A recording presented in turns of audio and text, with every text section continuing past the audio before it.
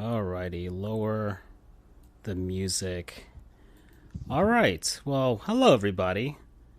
Welcome to Sports Goofs number 180. I'm Francisco here, joined by my good buddy Charles. We're here, and I'm tired. It's Tuesday. It's only Tuesday, and I'm already tired.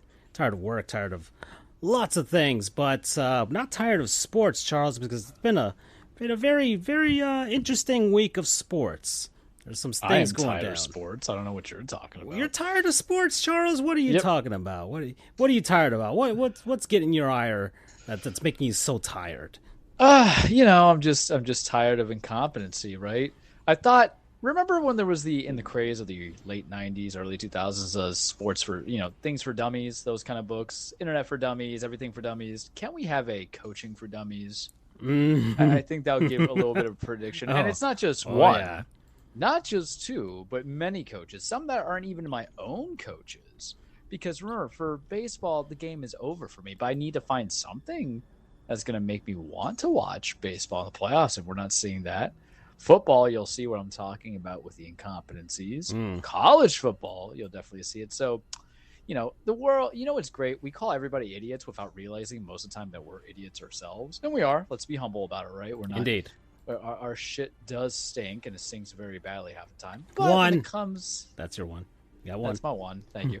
You see, even I'm forgetting the new game that we have in here, which was, since the beginning of the new season, we just count our curse words in order to be professionals and better, because sometimes we forget that we're actually professionals. And God forbid, before a bar. Marvel Strike Force wouldn't like that now, right? Yeah, Marvel Strike Force Disney wouldn't like that at all. Though, granted, they use the F word in their Guardians of Galaxy 3 movie, so I think we get away with some stuff. They can only use one. That's the rule. They can only use one. Yeah, but I think it's the only one they have. But the problem is, of course, out of all movies, it's a James Gunn movie, and I would have been petty and not give him the F word, considering the fact that he's leaving. But Disney has to appropriately do it right, I guess, or Marvel or Kevin Feige. I don't know who's in charge anymore. They're kind of incompetent too.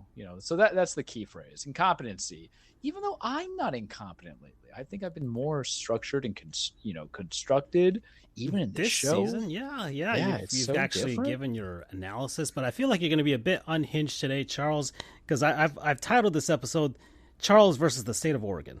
Yes. That is a very accurate portrait. So, music in the background today is from Devil May Cry 5. Mm-hmm. Yes. I am consuming that game right now, Charles, in the strangest of ways. I'm doing it through Amazon Luna on my Fire TV. Tell the world how that works out for you. So, much like the other cloud things, Xbox has xCloud. There's NVIDIA GeForce Now, which I've used a bit, but it's kind of weird and wonky. And then, God bless anybody who bought Google Stadia. Doug got Google Stadia before he got his Xbox Series X. Bless him for just thinking that Google can actually produce anything aside from a good browser, because you don't do the Google phones, even though my mother likes her Pixel, but it's not my cup of tea. It just looks like a very bulky phone. And then the minute they say we're going to do Stadia, I'm like, yeah, but why?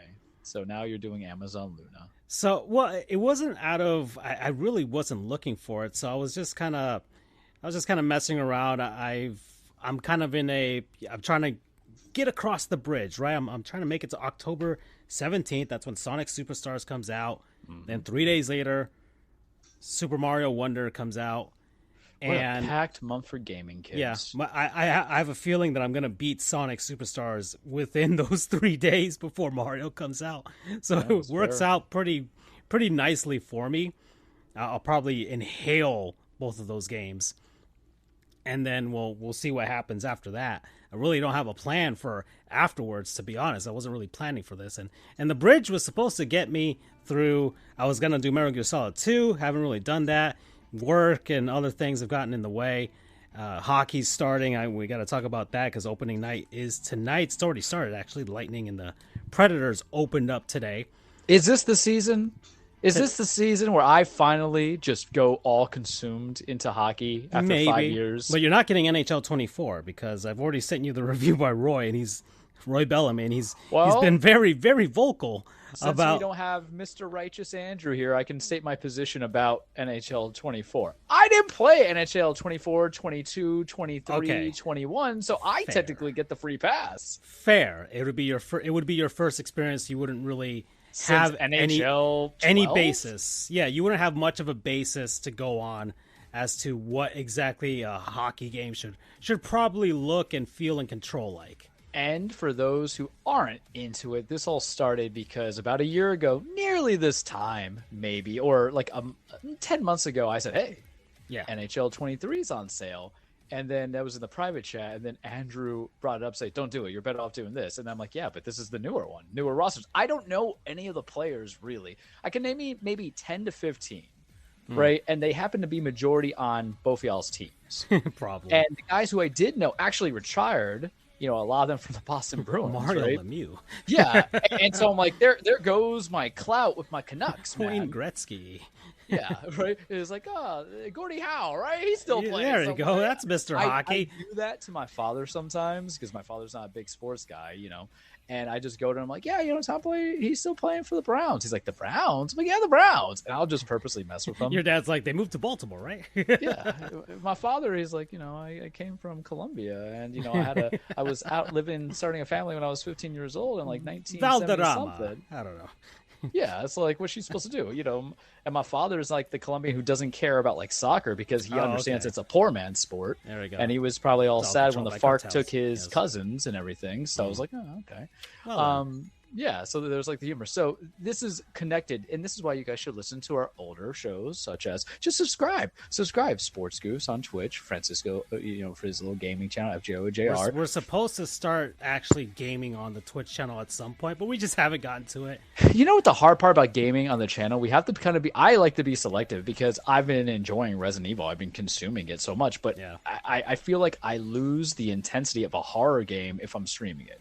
On a second playthrough, if you're joking and dicking around with me, and you'll be like, it wouldn't really make much sense unless I'm doing the experience with you. I'm just like, but even then, there's going to be a delay. Yeah. So you're going to get freaked out, and then I know, okay, something weird is going to happen. So that's the why jump I'll scare won't send you work like on clips me. sometimes so you see it. But there are games out there that we'll be able to capitalize on. I have a couple of ideas of how to utilize the mini goofs. Like Mystery Goofs Theater is how I would talk about it, right? So there's like Mystery Science. So we'll have Mystery Goofs Theater coming Goop.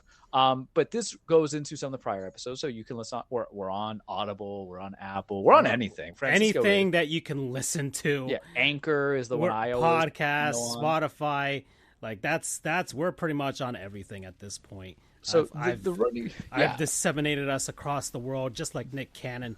So and Genghis Khan. Soon we're gonna get like that. And Francisco has done an excellent job, and y'all should, give him his subs that they want so badly. So this is the running joke for basically like a full season of it. And Andrew's like, don't do this because I think he's still playing NHL 22 or 21, one of the two. And I'm just like, the one with Steven Stamkos on the cover. So that's got to be I like think that's 21, something like that. And I'm just like, I don't know half of these players, so there might be people who are not in the league now in the same teams. I would need it for currency because I think that's the quickest way you can get any person to go. You're not gonna get. Yeah, you'll tonight. So let's get into it. Yeah, this is a perfect way. I am playing Devil May Cry 5. I'm 3 missions into it so far because I have a wired connection to my TV. The lag isn't really too bad or noticeable. Yeah.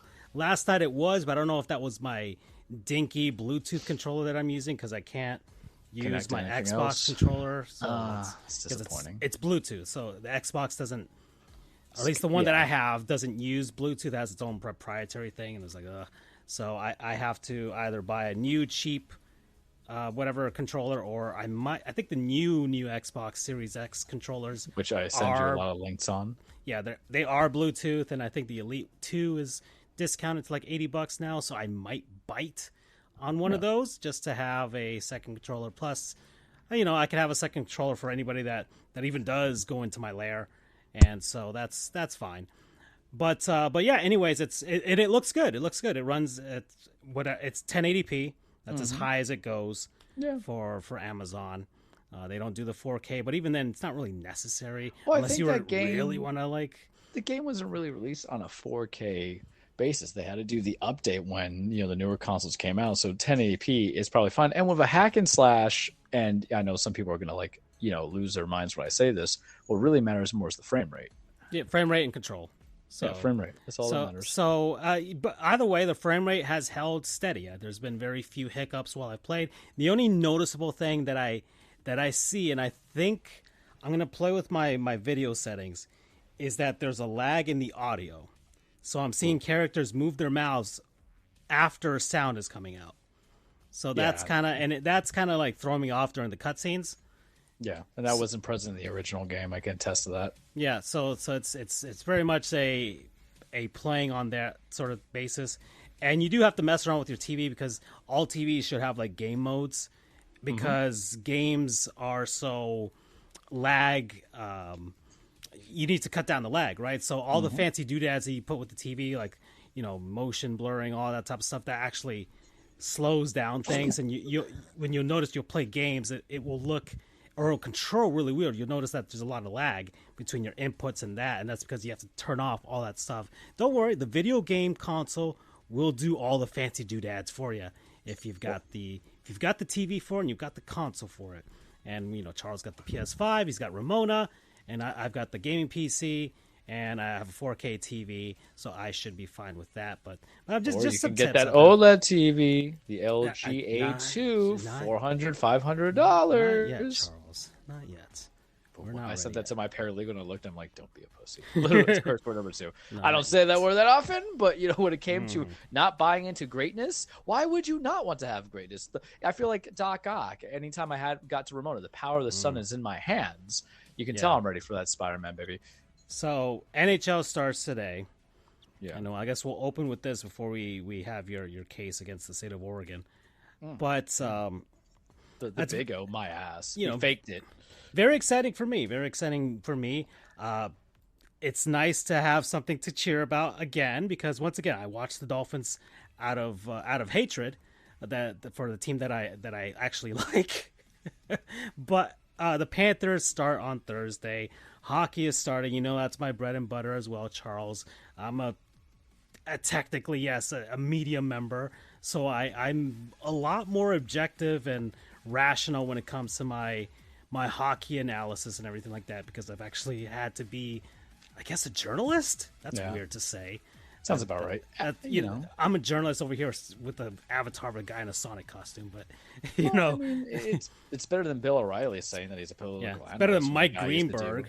Oh, well, I mean, I think we ended the season talking shit about talking crap about Mike Greenberg, and then lo and behold, it continues because I saw that clip that you sent. I was just laughing.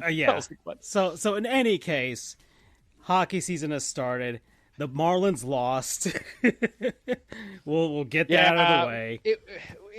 Get out of the way. The Marlins lost. They only scored 2 runs in 2 games and were outscored 11-2 versus the Phillies. The game 1 wasn't that bad. They only had 1 really bad inning. Aside from that, the Marlins just ran out of gas at the end. We don't have Sandy. We don't have Erie. Luis Arias was literally playing on 1 foot. And Jazz Chisholm Jr. was playing with 1 less toe. So every time Jazz tries and he prevails, I think of the Black Knight from Monty Python, just but a scratch because he was in and out on the IL for like all season. Yeah, so but kudos. Somehow he's like in 80 games, he was still able to scratch out 19 home runs and 20 stolen bases. That's the Aaron Judge logic, where he was gone for basically a third of the season. The man had like 35 home runs, and you're like, oh man, if he stayed healthy, he would have broken his own record. Yeah. Unlike a certain Japanese phenom that everybody said was supposed to be the guy, someone who was supposed to do something, and he's just wasting away in Los Angeles. Well, he's a free agent, so you better not badmouth him too much now, Charles. We have no chance. If he goes to Boston, they don't even. Please. All right. Well, in any case, the Marlins lost. I got really melancholy over this last week. He was kind of sad. I was really in my feels. We saw Charles. each other, kids. We'll talk about the Goof experience. The reunions. Indeed, but he was sad. I was legitimately very sad that the Marlins lost. Not because I was thinking, we should have won the World Series. That was nowhere near my mind This team was not going to run the table like the Heat and the Panthers did. But this has been a very good baseball season for me, financially, emotionally, social media, clout-wise, if you want to say that too. I feel like I've a lot of people followed me, and I'm very grateful and appreciative of all those people that saw my stuff with the Marlins and hang out, like take my parents to a game and everything like that. Like, I mean, I love the Marlins. They're my first and my number one favorite team, and so. Having finally connected with them in this sort of capacity it was like, oh man, it was sad to see the end. Not that I was crying or anything like that, but it was just like, oh man, this is really over. And I didn't feel that way with the Panthers losing or the Heat losing, which was, I think that was more out of exhaustion. We were just too emotionally taxed by that point. Mm-hmm. So with the Marlins, it's like, oh man, this is, oh well, I guess 5-6 months from now we'll get back to this now, but. Hockey season, and there's a lot of stuff happening, Charles, with this season.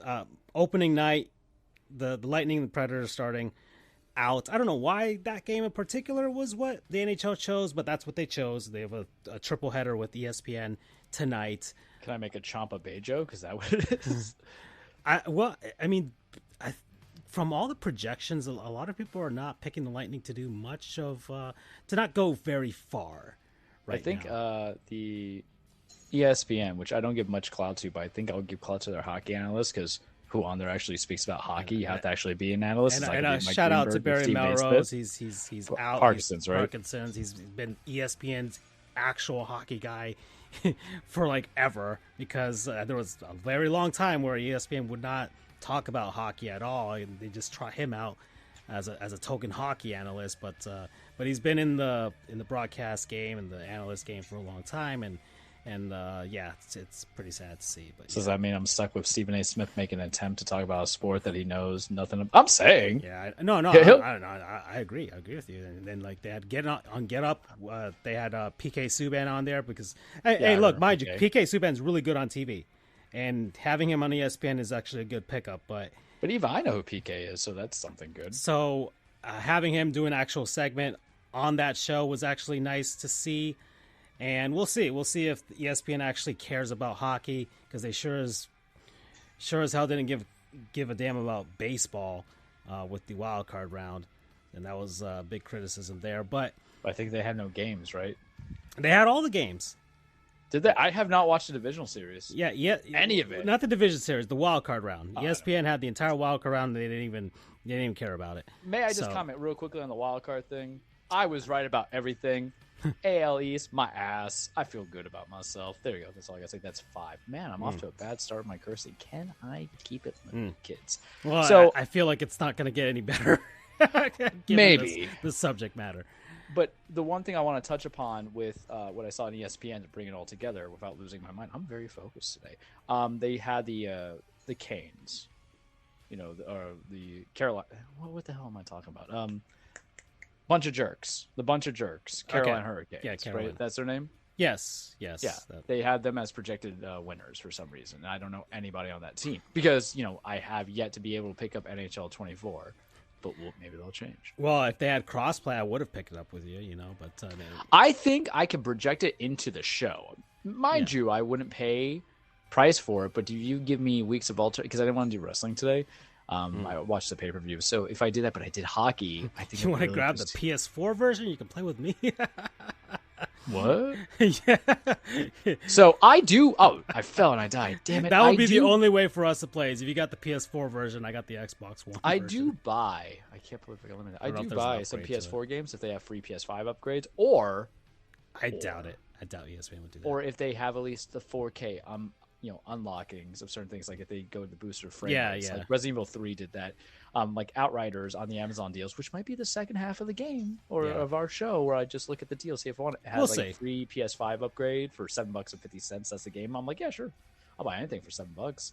I heard it was okay. It just might be a mindless shooter that I play during the show. We gotta diversify our stocks, kids. Not everything could be just arenas and Sifu and wrestling, even though that's a good time. So they have the Carolina Hurricanes, and I think my problem is I was thinking Miami Hurricanes, so I had a mental fart. I was like, no, not yet, Charles. You can't unleash that petty yet. But that is who I think ESPN had projected to be carrying home the Stanley Cup this year. Is this accurate to you? You, Mr. I mean, they're teach very... me, Mr. Miyagi. So, I guess I'll run down this list. I think Money Puck always does their playoff odds. So I'm going to go run down this list, and I'll actually go from bottom to top, and then we'll go from there. This might as well be my hockey preview. I always give a winner at the end of it anyways. And the season has started, and I do have to get back into hockey. I've only had 7 days, Charles, to prepare for hockey. I've been so entrenched in baseball that I have no idea what was going on with the offseason for a lot of things. And I am trying to catch up because eventually people are going to want to talk to me about hockey, and I actually need to know what I'm talking about for once. And why? Because he is Panther historian. So follow him on the Twitter. Yeah. At GOGR, Panthers historian, Marlins historian if you're feeling nostalgic. Follow him regular, on sports_goof. Yeah. Charles the True for me if you want to. I'm trying to be more inclusive, but you know what the thing is? I try to. There's some people that I like in the Twitter, Public Enemies, Humble, and a few other ones. But I don't like really commenting. Yeah. You know what I mean? I just like the Steelers stuff sent to you guys, but it's like I feel like that's engagement because it's worked before in the past somehow. Yeah. And I'm just like, but it makes me feel icky because, as I always tell, my belief in social media is no one cares about my opinions, nor should they ever. And I don't utilize it, whether it be, and I don't do really Facebook. I don't know when was the last time I did a post, years ago. Twitter and stuff like that. I'm like, because I don't think people care. I just use a lot of social media to know when the birthdays are, if I can see cool little things or I get memes. I think you just bare minimum retweets. A lot of people just do that. And then Andrew's damp frijoles, we're trying to convince College Sweet Andrew to, even with his obligations, put some bullet points or maybe some thought process under the Goofs. Yeah. So, it's Andrew's voice, Andrew's segment. Because let's be real here. I'm always angry or apathetic when it comes to college football. You're very apathetic, despite being ranked in the 5. No go Canes. Raising Canes is better right now than Miami Hurricanes, but we need that enthusiasm, right? No, don't die. But continue. Well, I had to put the shilling for us before we can put the shilling for anything else. Indeed, but I'm trying to catch up with a lot of stuff, and I'm just gonna run by the list, and a lot of these make sense when I'm going up and down these projections, but I won't be able to in depth tell you why. That's fun. That's actually the fun ones. Exactly. So, bottom of the list, I'm just going to go by the list of who's going to win the Stanley Cup, right? Okay. So they've got the projections. Give me your final 4. I'm going to go all 32 teams, right? All right. It won't be that long. We're at 23 minutes. We should be good. So, and actually, that's just something I should put on the screen. Actually, this is like a thing that I probably should do, right? That's probably a thing because we're not just in audio format. We're also video.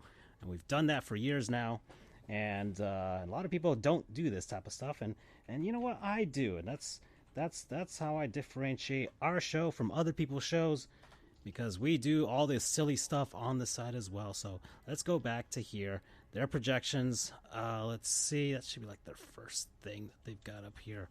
Where is that? Playoff odds. There we go. Alrighty, there we go. There's the list there. So. And they have this great circle graph here to kind of give you a clue as to where everybody stands for, making the playoffs, making past the first round, second, third, Stanley Cup final. And bottom of the list, Charles, are the San Jose Sharks. Trash. Yeah, the Sharks are going through a very lengthy and painful rebuild right now. Erik Karlsson has finally been dealt to the Pittsburgh Penguins. I know him too. Yes, well, you should now know I have him. to tell he's on Pittsburgh. You should know him. He is in Pittsburgh, and he's part of that ensemble in Pittsburgh that I'll get to. But the San Jose Sharks, long painful rebuild right now. It's probably their first in quite a long while. They've been some of the more consistent teams in the NHL with regards to actually making the playoffs and having some good contenders, but never actually being able to get something done. But Vegas Knights were the ones who won last Stanley Cup, right? Yes, they defeated. Look at that! Panthers. It's amazing how quickly it was only 6 months ago, and then I can remember, but then realize, damn, that's a short period of time. Yeah. So yeah, San Jose, they'll be bad. They'll try and tank, try and win that draft lottery, guys. The Columbus Blue Jackets. So I already talked about the Blue Jackets. That was one thing in the offseason I did talk about on this show before we we got to hear was the whole debacle with Mike Babcock. And I remember that. And regardless, the Jackets were not going to be a good team. And Mike Babcock is probably not the best guy to have on a rebuilding hockey team with a bunch of young players taking their phones and looking at their hidden folder. Yeah, he's like, what's that there, fella? What's that angle? Yeah. If you're gonna send it, you gotta make sure you got the right angle, else it looks a little too small. Oh man, he's got Mike Babcock is in his name, so Mike Babcock's being the Johnny Sins of like coach porn. Fantastic. Oh man, the Montreal Canadiens, they are also projected to be bad. They are finished last in the Atlantic Division last season. They're going through a rebuild as well. It's going to take a bit for Montreal to get back into it. The Philadelphia Flyers, so Torts is out. He's gone. The Flyers are also mired in a rebuild that they don't want to be in, but they're going to be in it. Have they really been like in a rebuild for like 4 years though? Feels like it. Yeah, they've been mired in it. They've been trying to find ways to kind of get out of it, but it's going to take a bit. The Flyers they had a nice time period of contention, but it's time. The Arizona Coyotes, who are in a perpetual rebuild, as we all know, they don't have a home arena, and they play at a college arena right now with only 5,000 seats, and we don't know what's going to happen in Arizona, where they're going to be, if they're going to stay, if they're going to move. It affects everything and that they're they not do. the ones who got Connor Bedard, right? And they did not get Connor Bedard, which would have been really helpful for a team like this. But unfortunately, the NHL is a bit rigged. Yes. You see, this is 5 years of me learning it, getting it, and soon all I need is a name, baby. You I just feel realize that the league is just as rigged as the NFL and the NBA. And the college football. That was a fumble. All right, the Anaheim Ducks.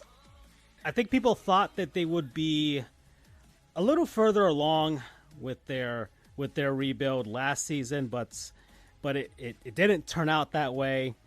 But they've got Zegras, who was on the cover of the NHL 23 last year, along with Sarah Nurse, and was a woman crush Wednesday for me. And in any case, the Ducks are still mired in a rebuild.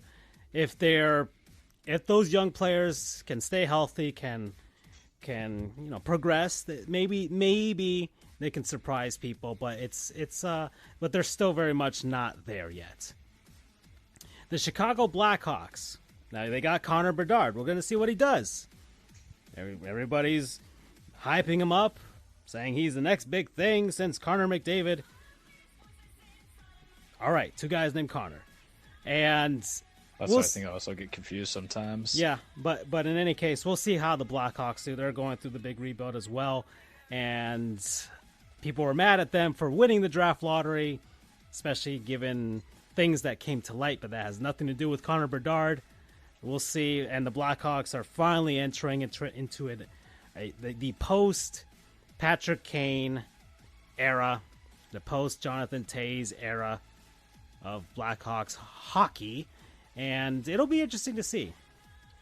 Now, further down this list are the Washington Capitals, Charles. So you mean my boy? So Ovi. Ovechkin, Alex Ovechkin. But he's near 40 though. It's time to be in the hell. He's got at least 2 to 3 more seasons to try and break Wayne Gretzky's all-time goals record. He's been, for the most part, healthy his entire career, and the Capitals they're not rebuilding. I can't say that they're rebuilding with a guy like Ovechkin. They still got Backstrom and those guys, but it's very much the twilight years of your beloved Yankees, Charles, around 2012, 2013. Mm-hmm. You know, that weird time period where Jeter was near 40 and, Mariano retires and A-Rod is also can't inject unceremoniously kept out. Yeah, and it can't inject into his bum hole and can't get healthy because of it. So there you go. That's kind of where the Capitals are right now. Possibly, like, if everything goes right for them, guys stay healthy, and they've got all these veteran players, sure, they can sneak in and be a 6th seed in the playoffs or something like that, or an 8th seed. Sorry, an 8th seed, a second wild card spot in the playoffs. But people are not projected them to win the Stanley Cup. It'll be a long shot if they do, but that's where they're sitting at 0.7% of actually doing it. The Detroit Red Wings, I was a bit disappointed by them last season. I thought they were further along in the rebuild, but I guess they aren't. They're still going through a lot of growing pains with that young core, and Steve Yzerman trying to work whatever magic he had in Tampa up in Detroit, so they're still a ways off. The St. Louis Blues are also in a transition period from their cup-winning team back in 2019. A lot of new faces, a lot of old faces that were significant, like Vladimir Tarasenko, are gone, and it's a transition period for St. Louis, but it's not completely dead. They've got a 24% chance of making the playoffs, so it's still pretty much a team that, hey, if things go right for them, if they get some great performances out of some guys, find some surprise pieces or what have you, maybe they can do something with it. The Nashville Predators. So last season the Predators sold at the trade deadline. Mm-hmm. And everybody was like, oh, well, all right, well, Nashville's packing it in. They're not going to go for trying to make the playoffs as a fringe second wild card spot and the final seed, and they'll start this rebuild. Everybody's been saying that they're going to start for the longest time, and lo and behold, the Nashville Predators missed the playoffs by like 2 points. Oh, that's heartbreaking. Which, but it seems to be the way that Nashville's been doing it. So they might not want to do a full-on rebuild. They'll probably just be doing the retooling, which is a rebuild on the fly. All right, some pieces go out, some pieces go in, and then they can kind of stay relevant and every once in a while kind of get that flash of being back to prominence that they were for quite a while in the mid to late 2010s. And I mean, it's a very well-run franchise. Barry Trotz is now the guy at the helm as the GM for the Predators. So we're going to see how he does in his first actual season as an executive, because he's been, the head coach for the longest time, won the cup with the Capitals, and was the Predators' like only head coach in their franchise for like 15, 16, 17 years or something like that. So we'll see. We'll see how things go in Nashville, but it's still a team that somehow finds a way to put it together, because they've been really good at player development and scouting, and somehow they find a way to kind of stay in it when you don't think they're going to stay in it. The Buffalo Sabres. Trash. Nah, hold on, Charles. Weren't they used to be trash? Oh, they used to be trash 2 seasons ago, right? But they missed out on the playoffs from the Panthers by like a point last season. Yeah. Still trash if you're going to hold on to moral victories, but I digress. Well, after like a decade of not making the playoffs, that is something, Charles. They New York Jets'd it. Gotcha. Well, even the Sabres are not as bad as the New York Jets. We gotcha. So, in any case, the Buffalo Sabres, they look really good to me, and I find that if they somehow build upon their performance from last season, that could see a very big jump for Buffalo. A lot, and it's not this projection has them at 40% making the playoffs, but I've seen a lot of other analysts' lists of playoff projections, and a lot of them have the Buffalo Sabres not just as a first wild card or the second wild card. Some people are saying that they might even take one of those 2 divisional spots. Not that they don't project them to win the division, but they could see them making a run at the 3rd seed in the division as a playoff spot. And I think I've seen one with the 2nd seed. I'm like, whoa, that's even more impressive. But Buffalo's finally on the right track after quite a while with Tage Thompson and all those guys. Like they've put together a good team, and they scared me last season because they almost took it from the Panthers. And And I think that'll make them even more dangerous because they saw what happened. Like, we missed the playoffs at one point. The Panthers ran the table and almost won the whole damn thing. Maybe. Is that one? Is that one for me? Is damn? Yes. Fine. No, I'm not counting damn. Okay, fine. We don't even say it that much. I'm not counting it. God says damn, so why can't we say damn? Yeah. and yeah, I think Buffalo, I could see them as one of those 2 wildcard spots. I can't place them at a 3rd or 2nd division seed unless the division's not that great. But I can see them at as one of those spots and making that actual step going forward. Next is the Ottawa Senators, another team that's been trying to get back to where they were. They had that surprise appearance in 2017 in the Eastern Conference Finals. But ever since then, it's just been a long rebuild. Their owner died. They're on the sellers market now for new ownership and everything like that. I don't know what the heck happened with Ryan Reynolds. I don't know what's going on. I haven't really been paying attention to it. But the Ottawa Senators are also on the right track. They've got Matthew Tkachuk's brother, Brady Tkachuk, on the team. And is he good like Matthew, or is he just okay? He's not as good as Matthew, but I think Matthew is the older of the 2 brothers. But still got those genes, and he's also a good player. And Ottawa did take a step forward as well last season. So the Atlantic Division, if you're looking at it, got better last season, so they should be better this season. Really, the only 2 teams that are not, I wouldn't say are legitimately good, are the Detroit Red Wings and Montreal. But Ottawa should be there. I mean, I think Buffalo's more ahead of them than Ottawa. But this projection has them at 46.9%. I have to look at their offseason pickups. I haven't really taken a look at what's going on with a lot of these teams with their pickups, but I saw that I saw what Ottawa was last season. It was a team that's once again much like Buffalo. They're finally in that right direction. They've got some great pieces, and if they surrounded them with more good pieces, then I could say, hey, all right, so that 46% kind of justifies that. Vancouver. So, Western Conference is going to be a bit tougher for me because I cheer for an Eastern Conference team.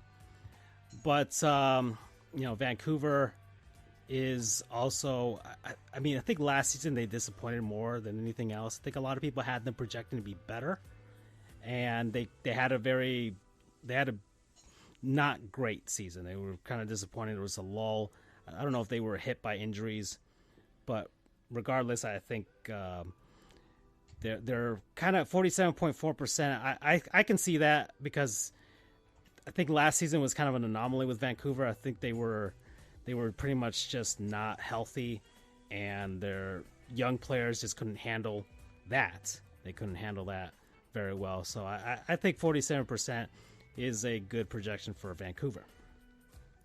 So that's a fringe second wild card if they are projected to, if their trajectory is what people thought they were last season. I think that's a reasonable spot for Vancouver. Next are the Tampa Bay Lightning at 51.5%, Charles. Really? That big of a drop? It is a big drop. And I'm kind of surprised by it, to be honest, but I can see some of the reasoning. Years and years of long playoff runs. Team is starting to dull out. Vasilevsky's already injured for the Lightning to start out, and you're one of the top goaltender in probably the entire league is out. That's a huge hurdle right there. And it's not that he's out. It's just that he's injured. They've had these long playoff runs. The man is beaten up a bit, right? Mm-hmm. They went to the finals of the Eastern Conference, correct? Yeah, and they've juggled around cap hell for quite a while, circumvented it any sort of way you want with long-term IR, and I'm not going to let Andrew get away with that. So, but regardless, I can see why the projections are pretty low. I wouldn't have them at 51%. I'd have them higher. Yeah, I think if you've been consistent and you're consistent, yes. that kind of build up, you got to at least call it a 60 to 70%. Exactly.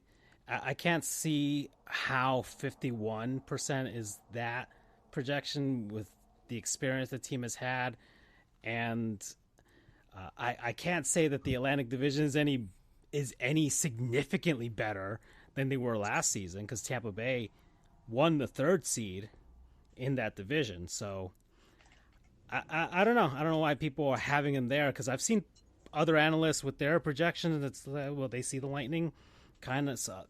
I've seen a lot of them having them pretty low as like a 1st or 2nd wild card spot. Maybe they lost somebody from free agency. I mean, they've lost a lot of pieces because of the cap hell. Yeah, the cap hell, or guys just moving on to other teams and what have you, or retirement. But I can't see why it's that big of a drop aside from that, especially with a team that scouts very well, has a pretty good farm system. Plus, Cooper's a good coach. And John Cooper is a good coach, and I don't really agree with that low of a projection for Tampa. Ooh, you should say I respectfully dissent. Andrew would get a kick out of that. Ugh. That's something we saw often in law school, kids. And let's say I didn't cry no tears when someone, a Supreme Court justice, did not exist after some period of time. All I got to say. All right. The New York Islanders at 55.9%. I think that's very respectable. They won the 4th seed in the division, in the Eastern Conference, not the 4th seed, the first wild card spot, sorry, in the Eastern Conference last season. Good hockey team. They should be right there. They could probably move up a bit depending on how New York and everything does. If one of those teams in the Metro Division kind of messes up, I could see the Islanders kind of picking at them and taking the 3rd seed in the Metro Division. But 55.9%, they were the first wild card last season. It's a good hockey team. Good hockey team that can do some things, can catch a spark if they can, and surprise people with a higher seeded spot. The Seattle Kraken at 56%. Kraken-lackin'. They are second full season. Yeah, this is the 3rd season coming in now. Okay, 3rd. Third they were season. bad the first year, average last year, right? They were an expansion team the first year, and then the last year they made the playoffs for the first time, made it past the first round. I feel like this is summer reading, and your teacher's like, all right, what do you remember? I'm like, I remember things. Yeah. Huck Finn. Yeah. And, okay. They're just running it back. We'll see what happens. They're opening tonight against the Vegas Golden Knights, who are lifting their banner, and they have the outdoor game later on in the season at Safeco, or T-Mobile, whatever the Mariners call it now. So that'll be interesting to see. Minnesota, 59.1%. So this is a bit of a drop-off. I can't tell you if the Wilds were good or bad last year. You guys never mentioned them a lot, and that could be because they're a Western team. Yeah, Western Conference. So I think that's one thing I want to do better is getting to know the Western Conference teams. They were, this is off the top of my head, I think they were the 3rd seed in the Central Division, behind Dallas and Colorado. And that's as much as I can remember from Minnesota. I forgot what they did in the playoffs, to be honest. I think they were eliminated in the first round, as far as I can remember. But anyways, next, the Pittsburgh Penguins, 60.6%. All right. This is an old. They didn't make it last year, right? They did not make it, Charles. Look at that! I read my books, teacher. They pooped the bed in the final game of the season.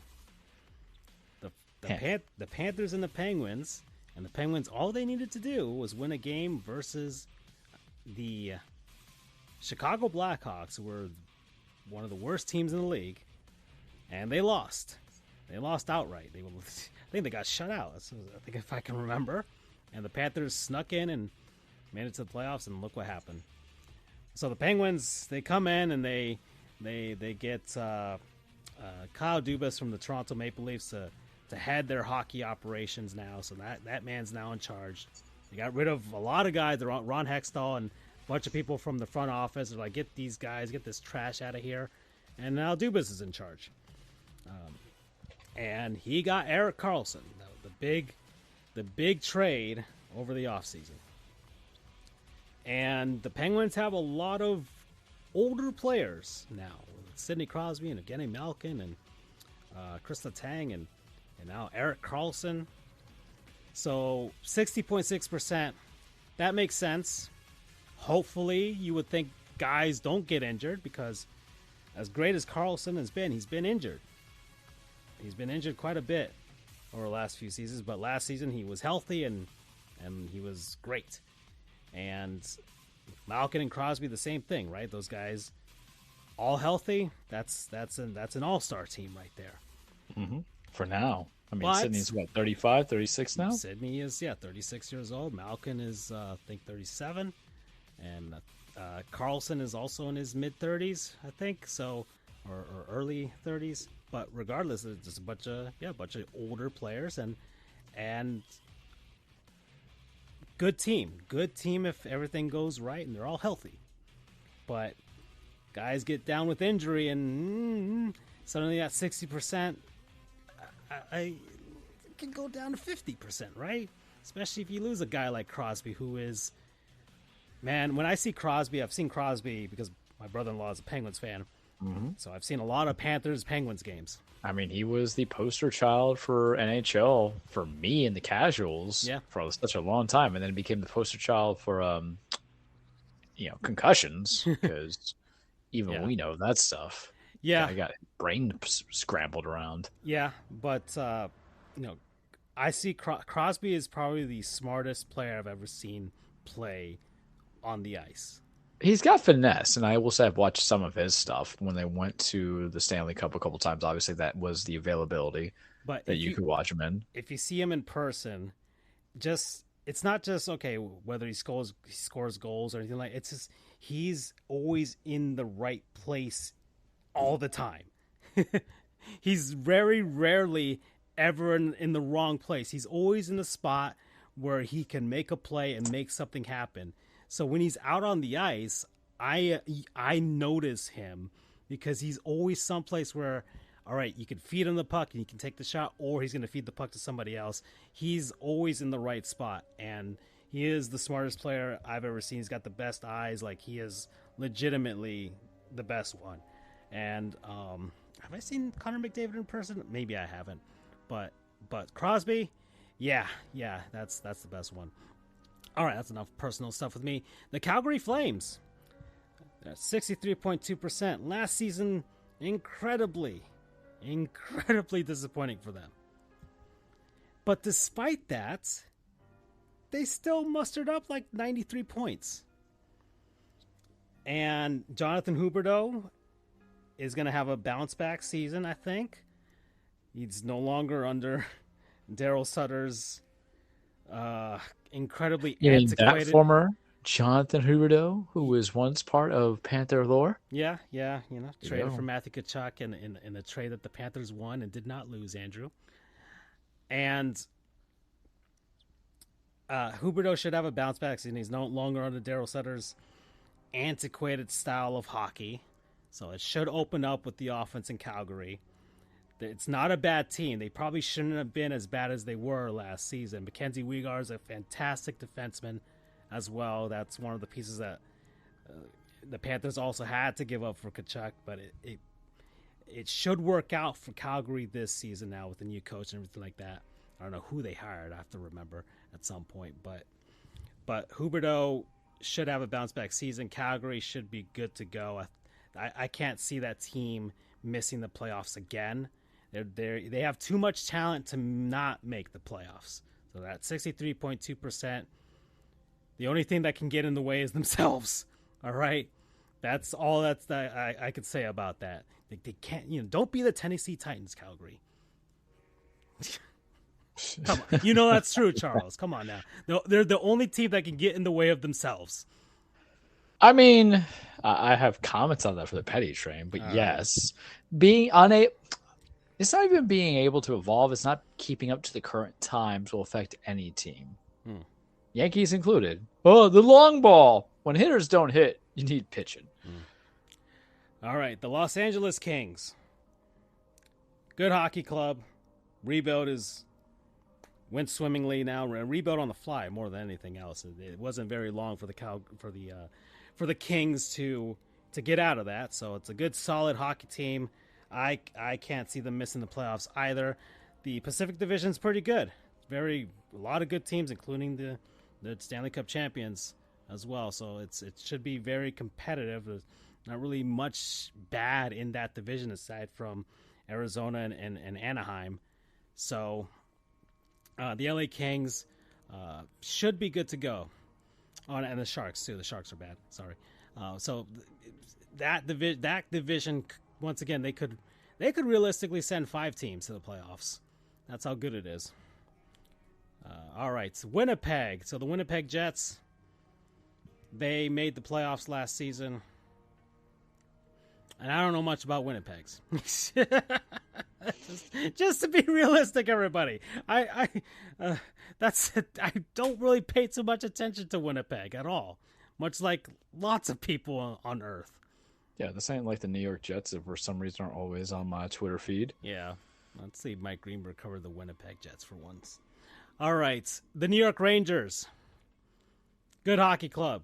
What can I say? That's a good hockey club. Once again, they were going to bring out a very good team that could win the division if everything goes right. They weren't that far away from actually winning it. It's very competitive at the top of the Metro Division between them and New Jersey and Carolina. And they got great pieces and they could realistically win that division. It's not that far-fetched of an idea. 71.4% of making the playoffs is basically like, hey, you should get in unless something goes horrendously wrong with injuries, but you should get in. The Florida Panthers. All right, here we go. 72.4% people are projecting us to make the playoffs. I've seen a lot of analysts with their lists. Some have the Panthers not that high. Okay, but what about a Francisco list? Well, we'll get there, Charles. But I just want to, I'll give reasonings why. But you are a real analyst. I know. He is a real thing. He's corporeal. So I think a lot of the projections for why people are having them very low in comparison here they're projecting the Panthers to get 100 points, which should get them one of the top 3 spots in the division. And I've seen a lot of analysts with that for the Panthers, but I've seen a lot of people with the Panthers at first or second wildcard spot. And I can agree with those people that have them pretty low. Mm-hmm. I don't know if the Panthers will get 100 points this season. And my reasoning is because of injuries. The Panthers still are, for the most part, I think everybody's, for the most part, pretty healthy going into the season. But the Panthers are bringing in 10 new players this season compared to what they had last season with the Stanley Cup Finals run. But the most important side of that, Charles, is the defense. All the defensemen that they've brought in. We've lost Radko Gudas. He's no longer with us.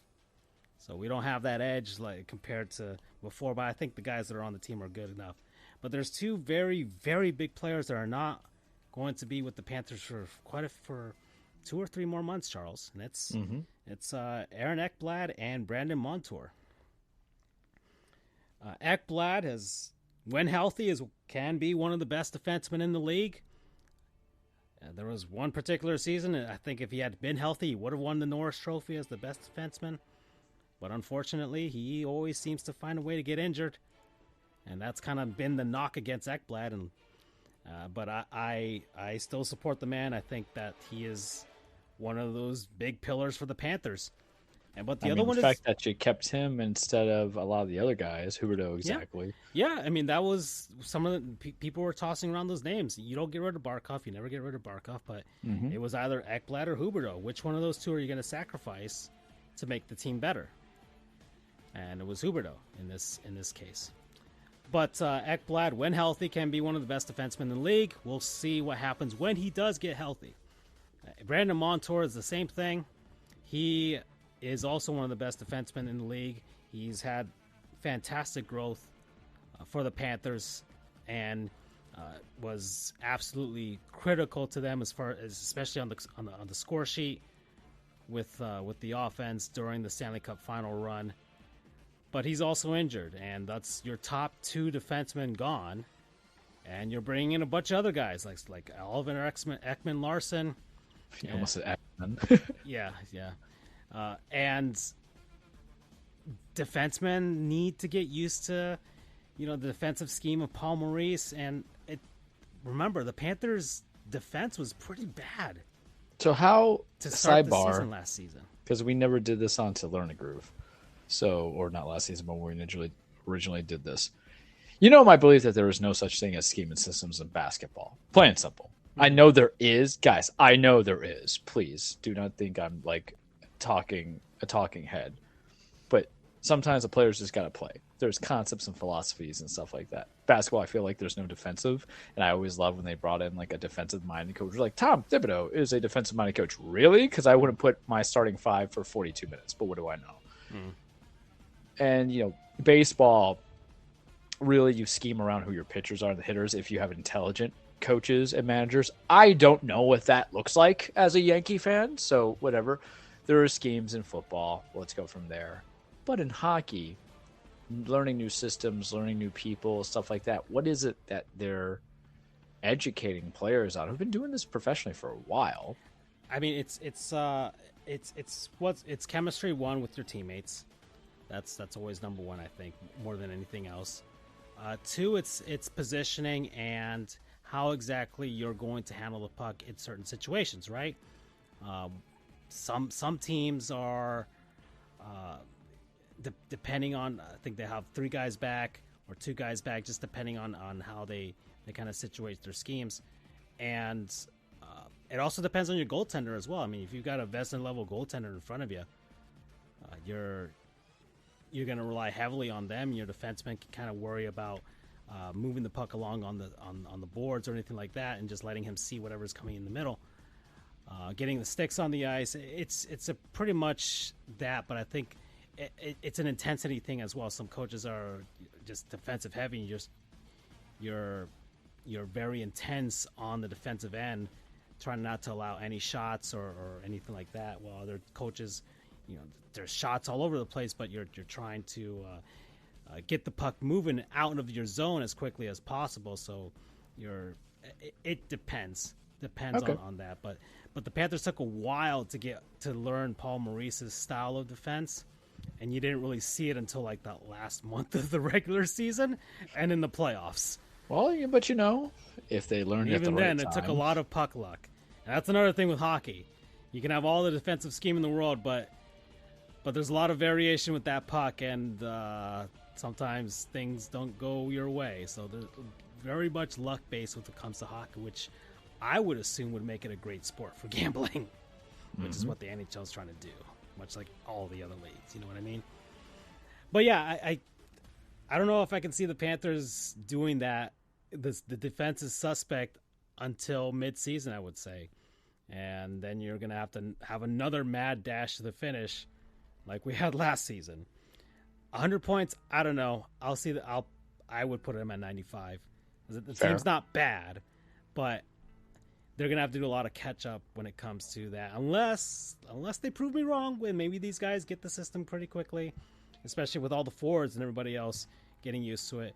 But also the goaltending is also still a bit suspect.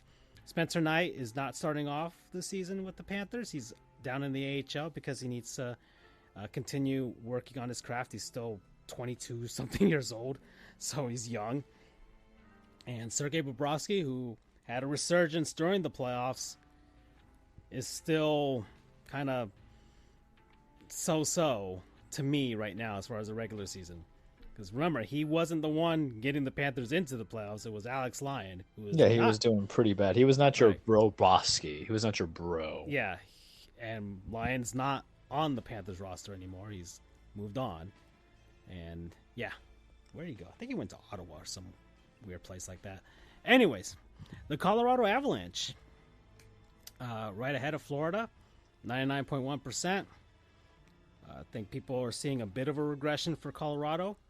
They won the Central Division last season.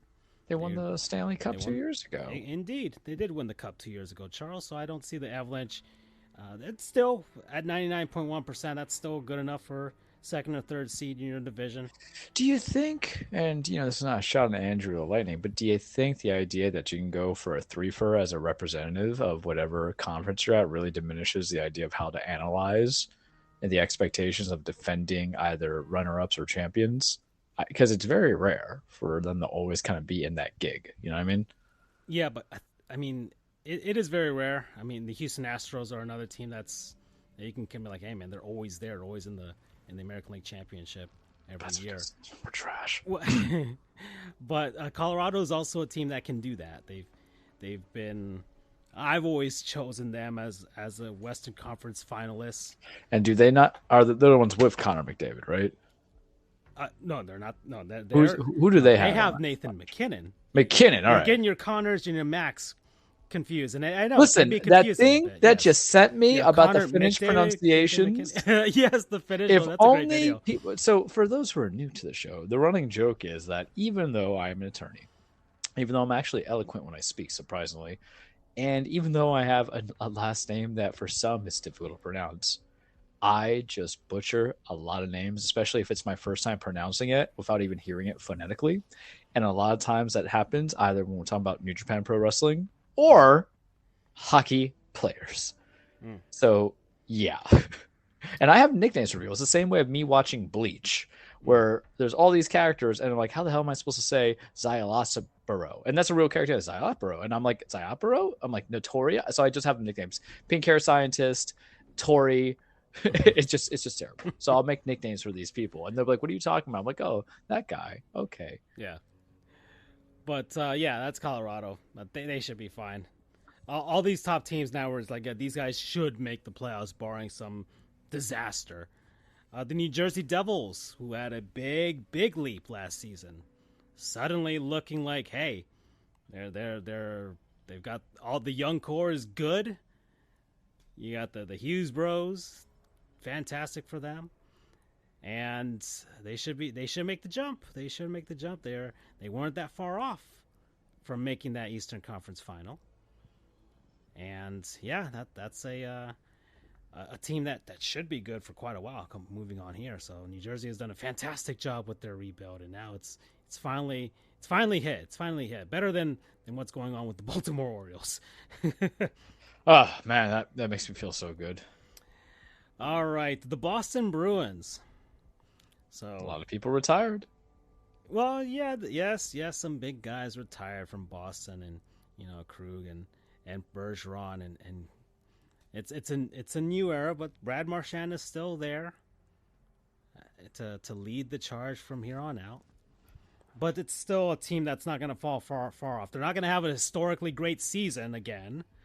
That's very much near impossible, and now I think a lot of teams are looking at it like, do we really need to have a historically great season we just need to get in the playoffs and then be historically great. We just need to win in the playoffs, which is what they did not do. Yeah, so, take the Philadelphia Phillies mindset, except not choking away the last 4 innings of the game. Mm-hmm. And just, hey, get in, and that's it. We don't have to make all these records in the regular season and then completely poop the bed, which is what Boston did.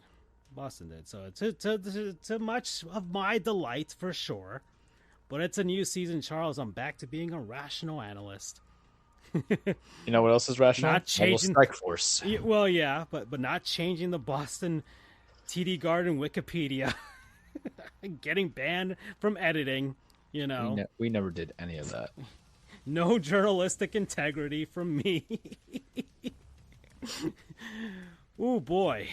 In any case, yes, the Bruins should be fine. That's still very much a dangerous hockey club. I'm surprised there are some people having them at lower in the first or second wildcard spot. I don't see how that's possible. The Dallas Stars. Dallas Stars are good. They have a great young goaltender, and they might win that division in the Central. And are, once again, another team that should contend for the Stanley Cup. I like Dallas's team very much so, just as long as Jamie Benn doesn't screw them over with being a dick on the ice. That's 2. That should be fine. Are we counting dick in that way? Yeah, because you're you're calling it, yeah. I don't know, man. I'm, Like we I'm need to talk about terminology. Way. I'm saying it in an insulting way. I'm not calling him like Dick Van Dyke. It's just really like it's really. But I'm talking about Dick as a phallus. Like if you say S my D, if anybody sees semi-pro, here you're saying. But isn't that you're calling him a jerk with salt? I don't know. I count it. I'm counting it for myself. Okay, we'll let you count it. Fine. Gosh darn it. All right, the Toronto Maple Leafs. There. You talk about people who blew their load too early. Yeah. You see, it's not a curse, but it's a way of using it, kids. They're at 6.9% chance of winning the Stanley Cup here. Of course, 80% to make the playoffs, and they should make the playoffs. But it's not just about making the playoffs for the Leafs anymore, Charles. They made it past the first round for the first time in forever, and they were excited. They wanted Florida, Charles, and the Panthers. They gave them Florida, all right. So now... all 90-degree balls hot weather. So it is October, man. You don't believe in global warming? I'm literally sweating to death here. Jesus. So the Leafs really have to do something this year, Charles. So here's my question. When you say you're playing for keeps in these high-end championship games, but if you have nothing worth keeping, what's the point of setting these high expectations? Because that's been the running joke for 5 years. The Maple Leafs, out of all the Canadian-based teams, are always the one who are closest to helping bring Canada back a Stanley Cup trophy than ever. We don't talk about the Winnipeg Jets. We don't talk about the Ottawa Senators. We don't talk about, the Oilers and all that stuff. It's always, when it does come in reference, it always seems to be the Maple Leafs. Mind you, this is what I remember. Well, it is the Leafs and the Oilers. The Oilers, because legitimately with those two superstars that they've got, should. And the Leafs, because with the team that they've built, they should actually make it past the first round more than once in 20 years. And they've signed their superstar, Austin Matthews, to a long-term deal, so he's there. He chose to stay there instead of going home to Arizona, which was, as much as it seemed like a long shot, was probably the second best possibility for him, was to go back and save hockey in Arizona, which would have been a miraculous story. But he chose to stay in Toronto, the center of the hockey universe, much like the New York Knicks think they're the center of the basketball universe. But the Leafs actually have the team to back it up. And I can't say much else other than, yeah, they should do that, but what's going to go wrong and how are we going to laugh at them, and how many more memes are we going to get from it? It's probably going to be first round exit this time. And that's why they want to win the Atlantic Division. It seems like that's the ultimate goal for them, is to win the Atlantic Division, because then they don't have to contend with the Boston Bruins or the Tampa Bay Lightning, who've been their daddies over the last few times. The Panthers became their daddies last season, so they don't want to contend with even Florida. Could you even say that they became the daddies, or the guy who stayed over mom's house and then took your fruit juice the next day? Either way, you want to say it. That's probably a funnier way of describing it. Well, because the whole time, I say it that way because no one ever gave you guys that belief that they could do that crazy run. The expectations in the East, I don't know what I feel like Andrew's just using some psychic powers to get me to even analyze this stuff.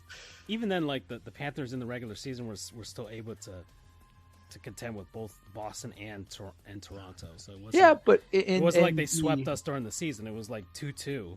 In the preliminaries, though, for the last couple of years, the idea that the Eastern teams that were really going to be any big competition was going to be Tampa, Pittsburgh, and then Rangers, from what I recall the last couple of years, right? Maybe the Islanders. Yeah, it was one of those New York teams. But the idea, that's why I think the arrogance of that Maple Leafs fans of give me Florida, happened. So that's why I'm going to use, he stole my drink. Mom, he stole my Capri Sun. Well, I mean, but at the same time, I was objectively looking at the Panthers matchup against Toronto. It's like, well, this isn't going to be a blowout. That's just based on what they had done during the season, and especially with the Panthers in a lot of transition, because the Leafs have they were pretty much the same team they were the entire season going into the playoffs. And the Panthers transformed into their final form during the playoffs and beating Boston. But this isn't even my final form. Yeah, exactly. And then, well, at third are the defending champion Vegas Golden Knights. And yeah, I mean, that team didn't lose many pieces from their Stanley Cup final run. They're going to, for the most part, run it back. There's not really much stopping them from doing it again, aside from, well, maybe a team ahead of them right now in this list. And yeah, gosh, man, now that we're months out since it, Charles, because there was a lot of hatred coming out of me for Las Vegas and the Golden Knights. Yeah. And now I'm looking back and I'm like, I can't really hate that team. You have been exercised. I can't really hate that team. They're a very solidly built franchise. They ran the team incredibly well. The Vegas fans, as much as they're all brand new, they're all like, there's not really much hatred coming from them or anything like that. And the only people who are really hate them are just people in like Toronto that are just jealous that they got theirs in 6 and they've been waiting 50 plus years to get one, you know? I really can't hate Vegas and what they've done. So, yeah, but they're up there at third, and yeah, that's a reasonable spot to put them at. That or top spot, either way. They have all the capabilities of running it back. All right, the Carolina Hurricanes. So let's try this again. And now for something completely different. So the Hurricanes I've been here time and time again. It seems like they just can't find a way. And last season was probably the most frustrating way for them to lose in the playoffs because first round bounce out. No, they lost to the Panthers in the Eastern Conference Finals. Okay, I don't remember that one. And they lost all of those games by one, or I think Game 3 was by 2 goals. But were they the ones who went to like OT and double OT? Yes. That was a few. All right, quadruple overtime game against the Panthers. And Francisco was literally overtime in Game 2. Even your eyelashes were going gray out of anxiety. And then Game 3, the Panthers were able to win, at least not by 1 goal. And then, of course, 4 seconds to go in Game 4, and they got swept. So any other circumstance, the Carolina Hurricanes, just one bounce here and there, and it would have been them in the Stanley Cup final against Vegas. So that was probably the most frustrating thing. So they're running it back once again, Charles, because they are very, very close to doing it. And I can see why they're at the top of this list, but they've got to finally get through this window somehow, some way. So they're the Buffalo Bills of hockey right now. Essentially, because they're sitting on it right now. They're at the precipice of finally doing the thing. Just something always gets in their way. And last season, it was just the Panthers got hot. They got hot. They got the bounces, and Matthew Tkachuk was it was Matthew Tkachuk. It was him. It was him. And finally, the Edmonton Oilers, the top spot. 7.9% chance of winning the Stanley Cup. And yeah, 2 superstars, Draisaitl and McDavid. They have Connor McDavid. Yes. And they have Andre Draisaitl.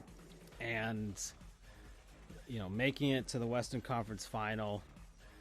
And they're a team that is also kind of just been knocking on the door.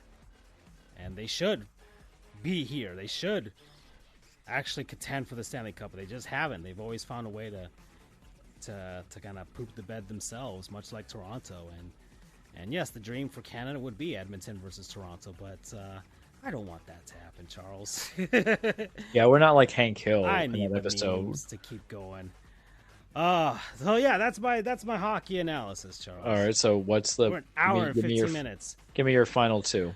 Final 2 Stanley Cup final between the New Jersey Devils and the Dallas Stars. Interesting. Yeah. All right. I think we're going to see Ottenberg become the next coming with regards to goaltending. And the New Jersey Devils core is going to finally make that next jump and get it together because I really like what they're doing. And their head coach is certain Andrew Burnett, who coached the Panthers not too long ago. It's a historic amount of goals scored and everything like that. It should be interesting with the Devils. And yeah, that's my pick. As much as I want it to be the Panthers, I find it very difficult unless they find a way to do it again. Look, it's very hard to ever pit your own fan base as someone who's let alone the finals, but let alone the finals winner as well. It's the defense and the goaltending for me. I don't know if Sergei Bobrovsky's got that type of run in him again because he was on top of the world for 3 rounds, and then he pooped the bed. Well, I can't say he pooped the bed. I think the Panthers just ran out of gas, and there was nothing more left to protect Bob in front of him. But we'll see. Or maybe Spencer Knight finally takes over and something, All right. We're at an hour and 16 minutes. It actually took longer than I thought. It was actual analysis on this show. That's so weird. That's sports. Considering the fact that we didn't give any true analysis of predictions on baseball, we just said that the Yankees were going to suck. So that was literally my analysis. And then in basketball, you and I predicted the Heat are going to be in it. I thought semifinals. I didn't think it would go as far as it did. And then football, I know where my team's going. It's either going to be entering the representation of the AFC South or it's going to be 7-10. So this is the good kind of stuff because one, it's well-versed. What you will get out of the Richard Nixon of Sports podcast, ladies and gentlemen, this is a sponsor to ourselves, is that you're going to get some decent analysis, but I think we also have an understanding of how the leagues play out and some teams in the leagues. It's not just can I burn? Can I burn some bridges? Am I allowed to burn some bridges? Yeah, whatever. We're not going to have some time on ESPN just about the New York Giants and the Dallas Cowboys and just laugh about it every time. Because that's what I feel is the objective analysis is just this petty fake ass rivalry 5-6 rivalry in sports. Because, my belief is that there's no such thing as rivalry in sports. You should hate every team. That's the killer instinct. Everybody's your rival. But, mind you, the Giants are 1-4 and Dallas is not so good, but we really trade these barbitures without doing real life analysis of certain players, coaches. And here at the Richard Nixon of podcasts, a sports podcast, we actually do give you some analysis. You mentioned Andrew Burnett, right? For whoever New Jersey Devils, you had your basis to it. You get that a little bit here, just with a twinge of dishonesty and some dark deeds. I think I might be confused. No, he was. Gosh, where did he go to? He's not with the Devils anymore. He was on there. I forgot who he's with. He went to somebody. Now this is why I'm still reacquainting myself with all these teams, Charles. And this is why we're the Richard Nixon, because sometimes we don't know if we took those documents. But either way, my analysis on the Devils is on point. For the most part, on point. Watergate. This is our Watergate conspiracy. It's okay, but that's the point, folks. You're going to get some different stuff out of us here. We're not going to just be jabbing rivalries and focusing on fantasy football points. It's imaginary. We're at an hour and 20 minutes, Charles, and we can't take too much time now, but I do want to do a word from our non-sponsors. People, places, things, causes, what have you. We've been doing it last week. Oh, boy. So, I thought it would be certain things, but regardless, for me, I want to talk about this, but we won't have time. We won't have time to talk about this. Maybe we could talk about it. No. It was something other thing about the NHL, but I took too long with the actual analysis, so never mind. Well, in any case, you go, Charles, because I'm trying to find my notes. So it is not Resident Evil 4. Okay. Not yet. Almost, and it will get there. Right now, if you guys want to know, because we all know the rules. I can't give it a sponsorship until we finish it because I've played games where they don't stick the landing. I've played games that they're boring and they get interesting at the end. I get games where they're great in the beginning. They lose a lot of momentum coming into it. And I feel like I owe it to us, and I feel like I owe it to a lot of people to be objective. But, am I allowed to do 2 or am I doing 1? We only really have time for 1 because we're at I'll do 20. 1.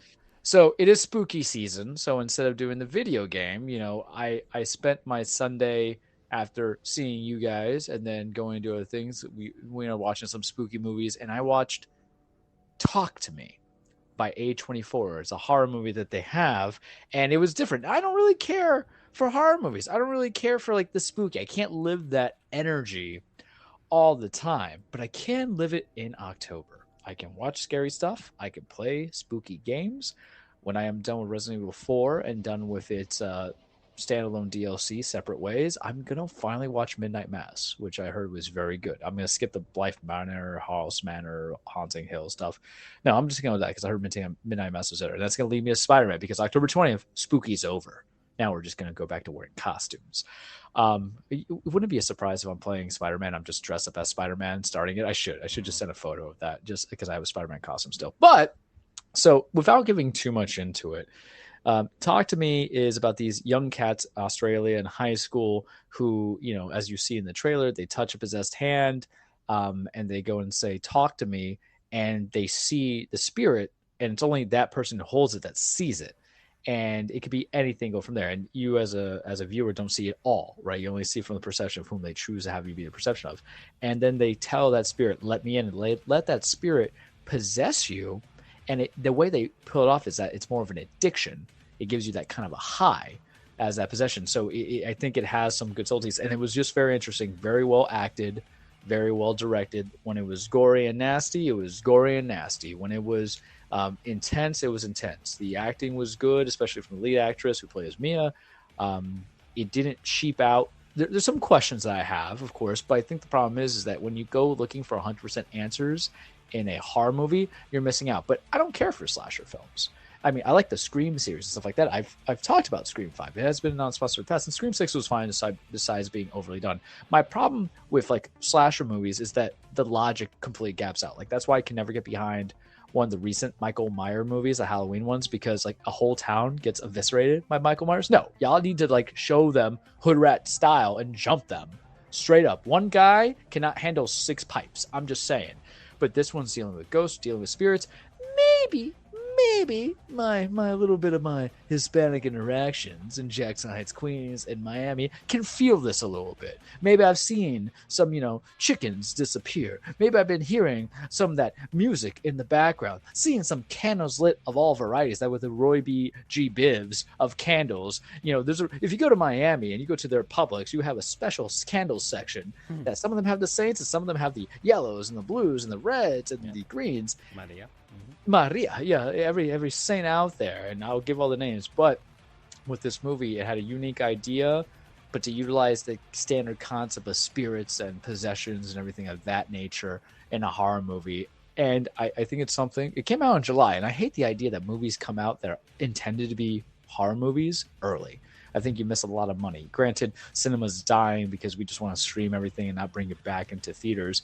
But we watched it on the OLED, my buddy's OLED, his Ramona. I wonder, I should ask him if he named hers. But we watched it on there, had the sound bar, had the sound effects, everything was just fine and dandy. And I felt it, and I was thinking about it, and it spooked me a little bit, which is saying something, because it wasn't like cheap pop scares. There were some realistic concepts of, what happens if you do die? Is there a connected world? Is that little goosely prickle pumps that I feel in the back of my neck or my shoulders? I get that little shaking that comes in. Goose prickles is what they call it, right? Or goose pimples. So I'm like, is there something connected to me? And you gotta understand, for some people, their version of death is like, okay, you go up to heaven, right? And that's it, or you go to hell. For others, in any kind of religion, beliefs, or cultures, it's like the dead still walk amongst you. It's a different dimension. It's coming into it. Like your loved ones never leave you. They're always watching over you. Have a candle if you're having a hard time. Drink some honey. Leave a bottle of water or a glass of water to get the evil spirits out. I can vibe with that. You know what I mean? That movie made me just kind of think of it in a unique way. Like I said, they've already kind of greenlit a sequel. I don't want a sequel. I don't know how you do it, but I think the movie does something excellent as well. It deals with the concept of anxiety and grief and depression, unlike a certain overrated spooky movie. The Babadook is trash. I'm just going to say that right now. And I have people trying to sell me. I'm like, no, that movie's execution was poor and it was cheap. And the reason why I attack it on my non-sponsor, it's a don't watch it kind of sponsorship, is because of how bad done it was, but everybody hyped it up. Whereas Talk to Me, if you haven't seen it, I encourage you guys to see it, because this is coming from somebody who doesn't really vibe with the horrors. But proper toning, proper script, proper acting, enjoyable, didn't feel cheap, and it makes you think. And the ones that are thought-provoking, any form of media, literature, television, movies, audiobooks, video games, the ones that you think about after the fact, unlike a drug where just a quick hit, this is something that you grow with and you develop and you'll think on it. Maybe you want to watch it again. So that's my non-sponsor. Talk to me. I don't think it's on streaming service yet. I won't say that we pirated it, but it might have been pirated. But, pay it when you can pay it. Promo code Witch Doctor. All right. So I just kind of strong because I guess I thought I wrote it down, but I didn't. But I'm just gonna call an audible here, and I'm just gonna say my Sit Mod gaming chair. Oh, I thought you were going to do that, but yes. I didn't do it. I think I mentioned it, but I never did it. Like, I never did it, right? Well, it is. So, that sounds like the summer camp kids. But yeah, that joke's going over people's heads. But this is good. You sit on that chair. Your bum needs to be comfortable. I've been sitting on this chair all season long, Charles, and it has made a difference right now. But it's a combination. It's the chair, and it's also the seat cushion that I bought before this for my old chair. The combination of that along with the chair is definitely making it good. So yeah, the Sit Mod gaming chair, this is one of the ones you had sent me, Charles, and it's relatively cheap right now. It's $118 and it's here on Amazon. And yeah, so this is the Sit Mod gaming chair. As you can see, it comes with a head pillow up here at the top, but that's optional. You can take that off if you feel like it. You've got the ergonomic back design. You got the lumbar support right here as well.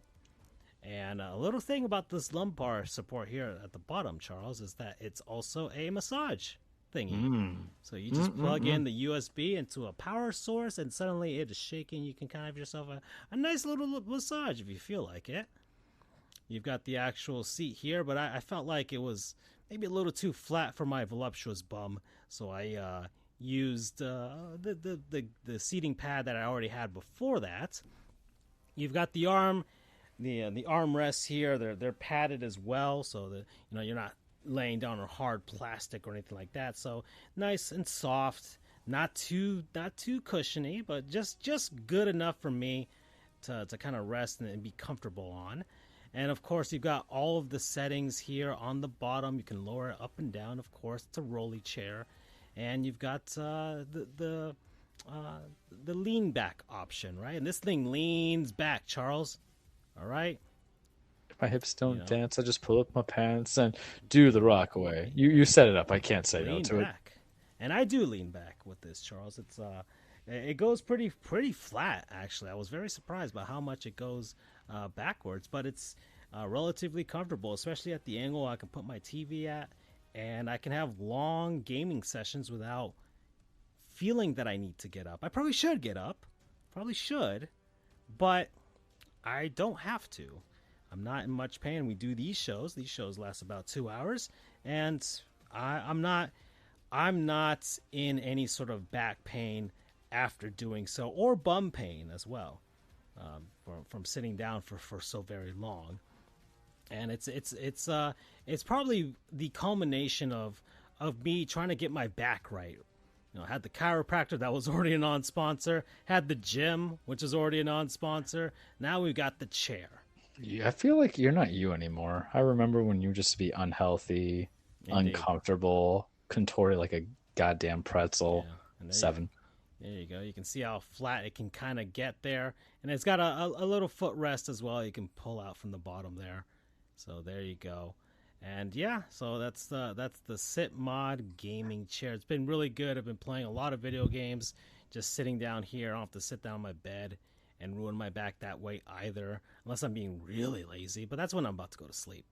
But for actual long gaming sessions for 2, 3, 4 hours, yeah, this is the way to go for me. And I'm very happy that I got this. I'm very, very pleased with this purchase. And this chair is going to go with me places for sure. So yeah, promo code voluptuous bum. All right. So we're at 1 hour and 30 minutes, Charles. And well, the petty train's gonna be not as long as we thought, but I do want to get to the actual title of this show. Charles versus the state of Oregon. Because well, we talk about football, but we talk about the NFL. We don't talk about college football. And something went down. Which oh man. Who should set it up, Charles? Do I set it up? Do you want you set it up? All right, so because I was watching a pay-per-view and checking it on Twitter. That's true. You saw That's true. You were preoccupied with a different event. I was literally like, "Oh, cool, we're gonna win this." That was literally me. I'm like, because I thought I called it a trap game. So Saturday, so Saturday, college football, all over the place. My beloved Seminoles did what they needed to do and won. Good job, Mike Norvell. Exactly. Andrew's not here, so we won't talk about UCF. Oh, they can't handle the Big 12. I'm sorry. Just because he's not here, it doesn't mean I'm not going to say I've been absolutely right. Oh, man. Because I'm going to go on this. I'm going to go on the petty, because this is not just for UCF. This is a lot of teams that got absorbed into the Big 12. Oh, they can handle it. Oh, we're ready. We're getting all the good transfers. The transfer portal is going to open up. We were, national champions. Blah, blah, blah. Gus Malzahn. Well, the chickens have come home to roost. Welcome, and unfortunately, it was the Kansas Jayhawks. The Jayhawks have come and they are plucking them chickens. What was it, like 20-something to 6? Ooh. Yeah. And that is, ladies and gentlemen, the issue of conference realignments that I think, Oklahoma and Texas are going to have when they go to the SEC? Yeah, they're leaving. Because this is every time, every generation, every team, all these people. All the Orioles getting eliminated. Are they? It's 6-0 Texas. It's going to be a sweep. Look at that, baby. It's going to be a sweep. Who is right to say the AL East was all trash? Me. Who is right to say that I have nothing to worry about? This wasn't our season. We're not filling in the cellar. And guess what? We could possibly be back next year because it's not continuous and consecutive on who's on top. Me. This is good. I'm alive, Francisco. I had Wendy's Goat Ranch chicken pepper chicken sandwich. I get to go buy stupid video games I don't need. I get to talk crap about the AL East. I get to also talk crap about UCF and the other teams. Yeah, we feel it. Now continue. All right. Well, that's what happened. But there was another game that was going on. It seemed fairly innocuous. It was the Miami Hurricanes versus Georgia Tech and the Yellow Jackets. And I saw the crowd, guys. I was leaving Miami, going to West Palm Beach. I saw the police parading or helping the Georgia Tech football players coming down the road on the other side. So I was looking at them like, oh, okay, yeah, they're going to play. All right, Georgia Tech's probably going to lose to Miami, and we'll call it a day, and there you go. So Charles was preoccupied. He was watching a pay-per-view. Having fun, as he always does with his pay-per-views, right? He has himself some good food, some good drinks, and sends me a bunch of stuff on the group chat. Mm-hmm. And I was at home with my sister's place, preoccupied with all that, baseball playoffs happening too. And it's like, okay, fine, things are happening. And like towards the end of the night, it's just like, well, let me look on Twitter and see what's going on with this Hurricanes game. It's 3-0 at halftime. What the? It's 3-0 at halftime. Well, that's a bit odd, but Charles, before the game had started, you had sent on the group chat, and there are receipts that you said that this was a trap game. This was before the game had started, and 3-0, and it's like, okay, and then you felt justified right there, just a tiny bit, and then the game moves on, and Georgia Tech takes a lead. So, oh man, but then the Hurricanes find a way to rally back, take that lead back. All right, and suddenly they've got the game under control, Charles. All they got to do is just ice the game with just a simple kneel. At 5:30, I said that's a trap game. Indeed. Calling it. And all right, he looked back. There we go. You see Mario Cristobal saying the U is back. So the U is back. That's what everybody was saying. Everybody was scared. Did you appreciate my wrestling memes? I did. I've the new ones that you've got a nice batch of wrestling memes. But The U is back. Right. So that's what everybody's. That's been the mantra for 20 years. So I was like, okay, well, and I was going back home to my parents' place because like the kids are already gone to sleep. I was like, okay, fine, And I looked back on Twitter and I saw disaster had struck. The Miami Hurricanes fumble the ball. Georgia Tech regains possession and then goes, 70 yards for the score. Yeah, just like one big drop. One big drop. Loses to a second. And people throwing trash on the field. Booing.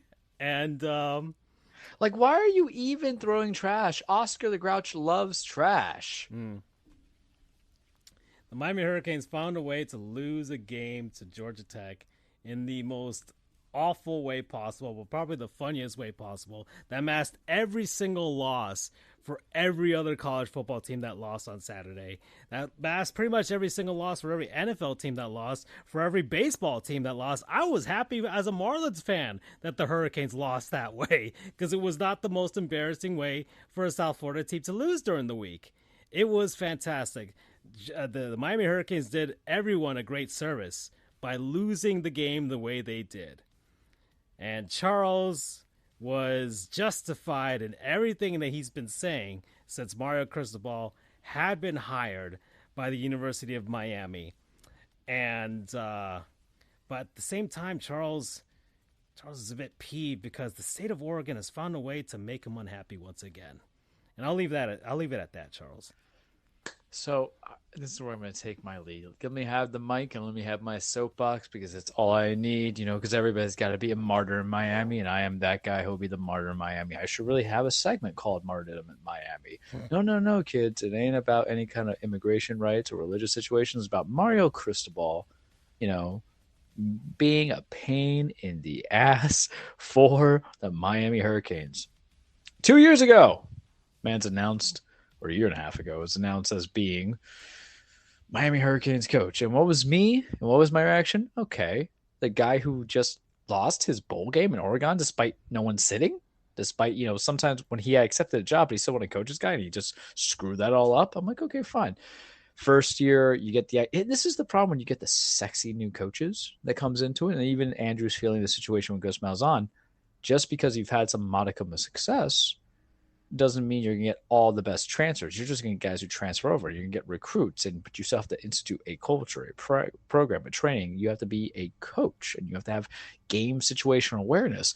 And the last couple of weeks in the chat and on the show, what have I said? A lot of my reactions have been, oh, God, Miami Hurricanes are a pass-running team. I'm going to throw up because the identity has always been kind of like tough football and just run the ball a lot for the decades that they're around. The last great, quarterback I would say is Ken Dorsey is what we had going around. And that was the recognition. We're not supposed, just like for you guys, you had Wenke. We you've had a lot more producible quarterbacks and productive quarterbacks. And when I say producible programs, I'm talking about like there's quarterbacks who get drafted: Christian Ponder, EJ Emanuel, Jameis Winston. Oh yeah, I know y'all's repertoire when it comes into it. And that's within the decade or 15 years. Brad Kaya, I think, was our highest drafted quarterback. He was a 5th rounder going to the Detroit Lions. That's how good I know my ish, right? Which is rare for college football because, it's not my ultra religious sport that I follow. But it can be fun because the whole thing about college football, Andrew may or may agree with me on this one or may not agree with me on this one. What you like about college football is usually kids are not playing for anything but school pride. Some of them are trying to make a future, but, sometimes it's for love of the game. Truthfully, that's how you can do anything college sport. You just label it for love of the game, right? If I was a pro, I'd be like, nah, I'm just going to take the money and run, right? But then we get Mario Cristobal, and he has a certain creature comforts. He like Tyler Van Dyke and everything like that. And, we have a couple of guys who are building into it. And the problem is I feel that the man always wants to just put his style play in his mouth. But what happens to catch people up to speed, all he had to do was just kneel the ball. That's it. Kneel the ball. Not try to pad stats, which is what he does. Not try to make the highlighted program, which is what he wants to do. Not always want to make every player, not every player that you have is going to be Heisman consideration or any of the other sub category trophies consideration, but he always has to do it. And the reason why I said it's a trap game, I'm like, I look at Georgia, I'm like, they seem scrappy. It's not like they're 0-16 like everything else Miami has played. Whereas like even Deion Sanders and his Colorado Buffaloes actually played, in theory, someone worth of any kind of ilk and repute in TCU and beat them. Unlike us, we beat Miami, Ohio. Yeah, we beat Jimbo Fisher, Texas A&M. That was good. I felt that, but Jimbo was, Texas A&M had not been really doing that well in a long time since Fisher took over. And, it's debatable about whether he's actually good as a coach these days. Just saying. And then you have Bethune-Cookman, and then you had Temple. And that's when we were on the string of scoring more than 30 points. So when you get a team who was at that time like, it's 2-2, what can happen? 2-3, what can happen? I felt like it was a trap game. Like, we're going to rest on our laurels. We're going to forget the game plan. We were starting off slow. We were taking the lead, and then we ran the ball and they fumbled. And it's debatable, and this is the earnest supportive of me, debatable that there was actually a fumble, but the replay value, but it should never have led to that point. And the problem is the reason why we played like ass, number 8, is because he really wants, I feel, and I know, guys, I know the running game was not at its finest. I get that. However, I feel that he wants to just kind of like throw down the throats of Tyler Van Dyke and try to make him into a product of what he was doing in Oregon. Because I believe, if memory serves me right, who did Mario Cristobal have as a head coach? Oh, I'm sorry, not head coach. I'm getting at the stats to verify. As a star quarterback, possible Heisman.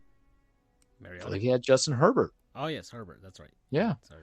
Well, that's the thing. Oregon does produce certain things because what Dexter 20, they had Willie Taggart in 2017. When did Herbert come into it? He remained his senior year because Willie got fired. So this is how in depth I have to be on this, guys. I have to verify because my memory's a little hazy. Just give you a time frame. We're at 143 going in. Don't worry. Don't worry about it coming into it. I have this in the bag coming into it. But Mario Cristobal wanted to continue production, so that's why Tyler Van Dyke throws 1 touchdown. That's why Tyler Van Dyke has 3 picks to come into it. He was there for 3 seasons, I believe, from 2019 until now. So he would have crossed over with Herbert, if I'm not mistaken. So all that being said is you want to institute these ideas, and then you want to be a clown. Un payaso. He's Mr. Miami, man. There's many reasons why I can't stand Mario Cristobal. I think he's fake Miami attitude. Manny Diaz was good enough as it is, right? But, it was understandable why you let him go, right? But all this stuff that came in, there's a bigger reason why I can't deal with Mario Cristobal. He can love all his empanadas and his croquetas and his guabalita and everything about Ave Street and all that fun stuff. He can say that he likes Tootsies and Scarlets for all I care for. Not buying into it. He can say he's a big Flanagan's guy. Loves the rock and rib rolls. Y'all should eat it if you get a chance. It's fantastic. No. There's one thing I'm always going to remember. He's a sleeper cell. Because who is the ultimate evilest? Who is the devil of the world right now for Charles Trujillo? Joe Cronin. Where is Joe Cronin? GM of the Portland Trailblazers. What state is Portland? Oregon.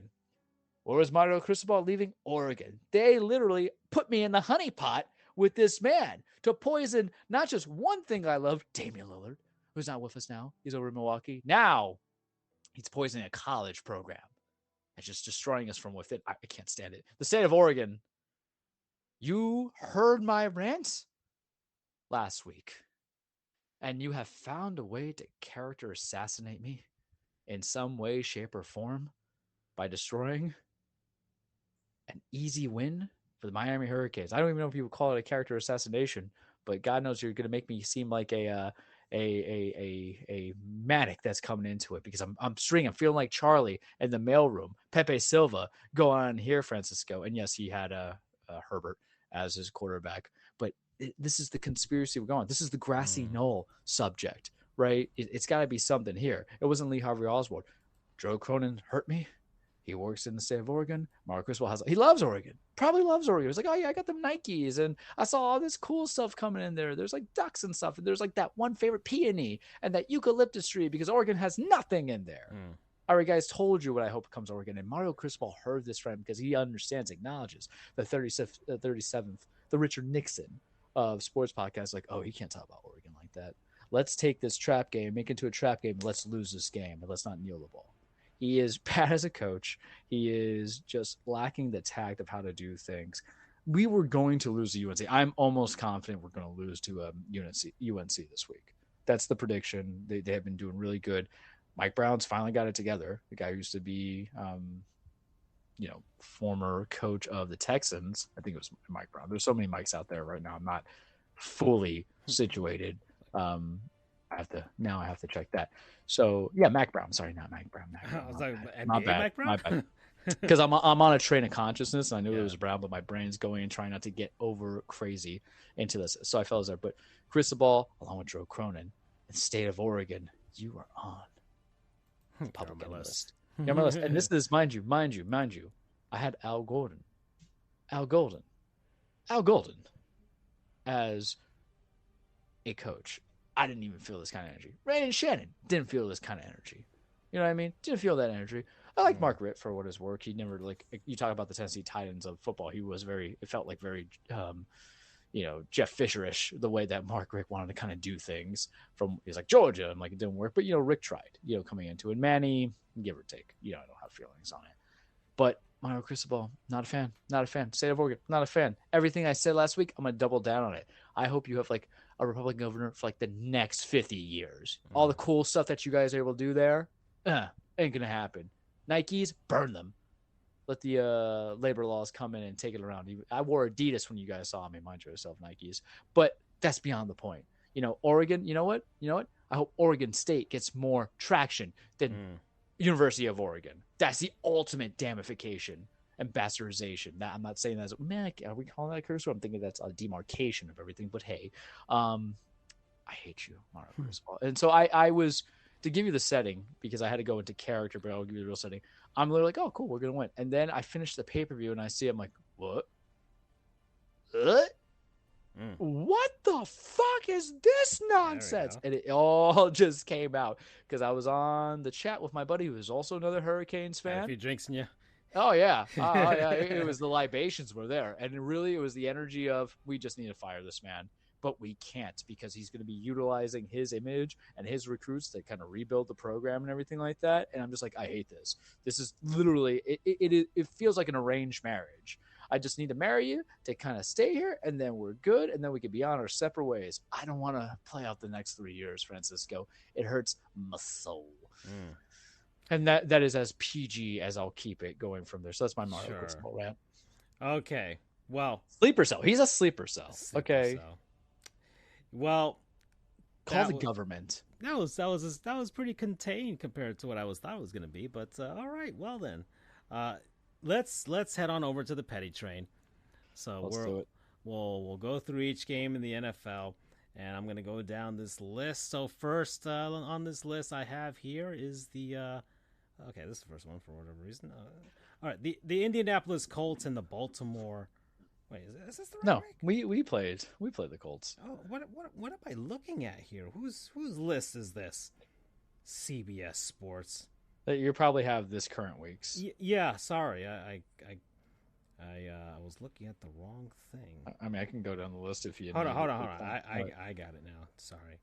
Sorry. 1 second. There we go. Stupid app. Why the NFL app sucks? I don't know what they did. They changed it, but it sucks now. I just use the Aspen app.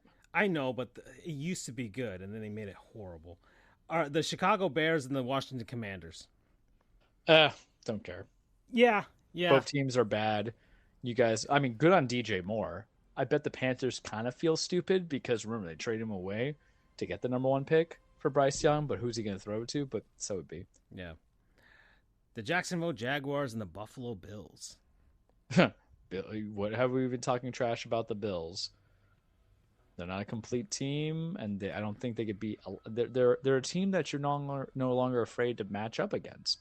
They might be in you guys, but you don't feel they feel like they can fall. They're not infallible. They're flawed. I don't know how to read the Jaguars. My entire division, it's like it literally could be anybody but Houston right now. Yeah. Well, speaking of Houston, they lost to the Falcons 21-19, and our favorite low brain quarterback had a pretty solid game. If you know, I mean, it's Houston though, dude. I know, but after calling him low brain, we got to give him his credit. Desmond Ridder threw for 329 yards and a touchdown. Should I send him a gold star in the mail? All right, let's move on before I say anything more. Side note, they traded for what's his name? They traded for a wide receiver, Van Jefferson from the Rams, who I actually like. All these prospective wideouts, including Mecole Hardman, and we can't even call anybody for a 6th rounder. Please. Next, the Detroit Lions beat the Carolina Panthers 42-24. Lions are hitting their stride. Would you look at that on an 0-5 team? Look, you're beating the teams that you're supposed to beat. But the Lions are actually beating teams that they're supposed to beat for the first. Like they actually have teams that they're supposed to beat. I think that's the real surprise here. I think what happens is like, and I said it at the beginning of the season. I'll reiterate it. Y'all fell in love with them so much last year because they finished 9-7 that y'all forget they started out 1-6. I'm just saying. Like they're 4-1 now, and it's a long season. I mean, I like them. They're very realistically they could go 0-8 to finish out the season. Yes. Yeah. But still, let's feel good story. Everybody likes the Lions. Who can hate? Is it a feel good story if everybody's predicting it? Alrighty. Yeah, it could still be. It could still be a feel good story. Okay, let's see. The New England Patriots got shut out 34-0 by the Saints. Is it time? So defend your pudgy white bread quarterback here, Charles. Who is your best receiver? Nobody. Devontae Kendrick Parker. Bourne. Kendrick Bourne, who was like a wide receiver 3 in San Fran all those years ago, and Devontae Parker, who was the first. If you gave me he was a first round first round draft pick like 4 years ago, maybe I can eat that lore. But Devontae Parker's been in the league for a while. 9 years. Yeah. It is nothing crazy coming in. I don't see it. You have Hunter Henry in there. And look, I'm not saying that Mac Jones has a good plan, but they don't run the ball. That defense too is bad. There was turnovers. You got a couple of weeks ago, Bill O'Brien made me say, hey, Deshaun Watson, was the product of his benefit. And then I see Mac Jones play. I'm like, maybe Deshaun was better than Bill O'Brien. Then I realized they were just best together. They were Sonny and Cher, right? Well, actually, no, Cher had a great, I don't want to say Ike and Tina. All you need to know is maybe they were better together with Deshaun and O'Brien, but now neither of them are doing good on separate occasions. That's my defense of it. Like, he played bad, but you know what? Anybody can play bad, but have good games if they have something to work with. Okay. All righty. Broken clock is right twice a day. The Steelers beat the Ravens. I'm so sick of John Harbaugh. Like, literally, every year it's always like, I just see the Niners in Baltimore. That's a take that nobody really. Everybody talks about. Oh man, Mike Tomlin somehow finds a way. And they always complain about him, but they're not complaining about the other side of it. You know what I mean? Yeah, but it's always we've done it for a while. Yes, and I mean you have especially. I mean, I think it's just because I'm very much enamored with Lamar. I think he's electric. I know he wasn't fantastic in this game, guys. Even your MVPs, they're always going to have off games that come from there. Also, Steelers defense is nothing to snuff about. It's Kenny Pickett, who unfortunately I had to see him play enough in Pitt. That wasn't really much of the benefit, but there was a lot of. It was a late touchdown by Pickens that kind of led it. There was a safety. The fourth quarter was hell. I'm going to read to you what happened. Justin Hill got a touchdown, field goals, safety, field goals, 41-yard field goal. I'm sorry, touchdown pass, and then a field goal. So it just kind of went nowhere. And Lamar, not his best game, 22-38, one pick, had 4 sacks, and he didn't run the ball that well. It's going to happen. And the idea was that he was supposed to have these players. The one thing I will say about the Ravens, though, can we just say OBJ's time has ended? because that was the whole thing talking about this offseason, that he's going to help out, he's going to do this. Until Yeah. I see what that consistent production would be, it's going to be a receiver by committee. And mind you, they're doing this all too with their lead back who tore his Achilles, whose now name escapes me because he's gone, so it doesn't matter to me. But remember how that all kind of came in. If it comes back to me, sure. Yeah. But every year, I'm like, oh yeah, I believe in Lamar. I think Harbaugh can do it, because if you've been in Baltimore for many years and you've been able to handle transition as coaches to new QBs, because he went from Joe Flacco to Lamar, and you got an MVP out of it and all this stuff. And now I'm just like, you know what? I'll have to go find another AFC select, because I never really put stock in the Chiefs, because I know Andy Reid has a propensity of just like screwing it up. You know what I mean?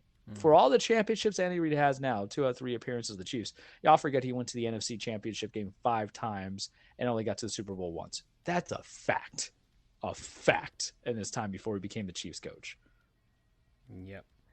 Okay, the Bengals and the Cardinals. Cincinnati wins 34-20.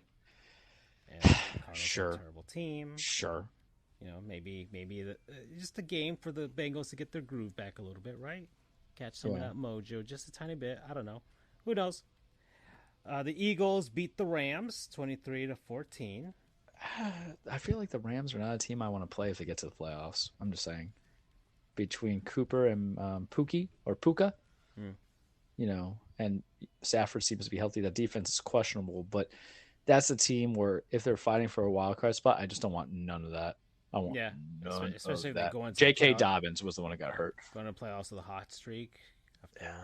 They're not winning their division, but they're going to go in as a wild card. And they don't, and I don't even think they want to win their division. Well, they can't. Not with San Francisco there. But, I'll get to that in a second. Well, the Jets beat the Broncos. Let's continue. Petty Trim has to take a stop here. Sean Payton. If I may. All right. So in the beginning of our new season, I had equated that Sean Payton is my new Aaron Rodgers. I woke up one day and said, maybe he's just not good. And I saw the stats in front of me. I saw those majority seasons of the wins and everything like that. I have one friend who actually agrees with me, which is shocking. And of course, my friend who's a Saints fan is like, "You're the devil, Charles. Shut up." And this shows again too. Was it for years we were told that this was a good team, right? Oh, it was a good team, but they don't have the right coach and the right quarterback. Then they trade for the right quarterback. They get you a Russell Wilson, because remember they switched off Drew Lock and all that stuff.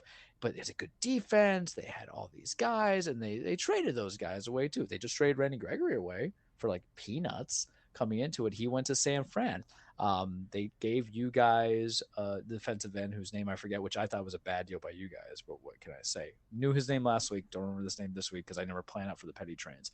And now you get the coach, and now the coach is like, no, something's bad here. So which one is it? Is it your quarterback, who was your scapegoat last year, and that's the reason why you fired Nathaniel Hackett, who's the true scapegoat in your guys' eyes, which was a revenge game for him? Is it that has Russ been playing well, or is the fact that Russ has been playing behind the entire time? So he's not really, that's why his stats are a little bit juked out. You're sitting at 1-4, and I will call it the death sentence. And the problem is Sean Payton has his head up his own ass that he can't even 9, that he can't 10, that he can't even take the criticism from reporters anymore. Because the thing I will talk this is that, and maybe I am a little bit of a, an old school where I don't think coaches should really be running their mouths on anybody. It's the Bill Belichickian in me. But Sean Payton was going, Nathaniel Hackett. And look, no one was calling Nathaniel Hackett fantastic. Low brain coach, if we got.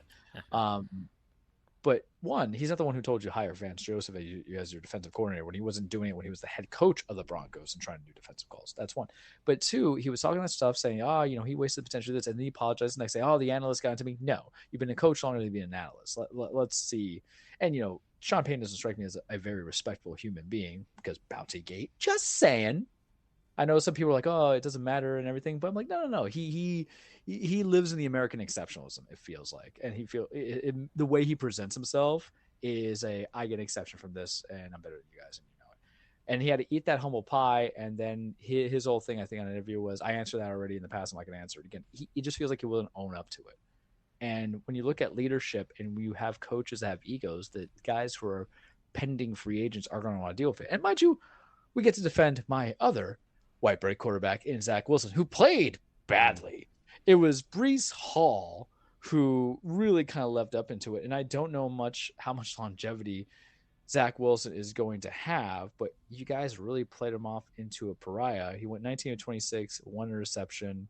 He had a couple of fumbles. He recovered one. But if you actually curate your plan to your quarterbacks like you're supposed to, take note, Mike LaFleur, then you might be successful in some things. Whereas Sean Payton doesn't curate anything for anybody. And now I feel like I'm getting closer to being correct because you have a 5-year contract and you're paid by the Waltons Group, right? Who own Walmart, very big.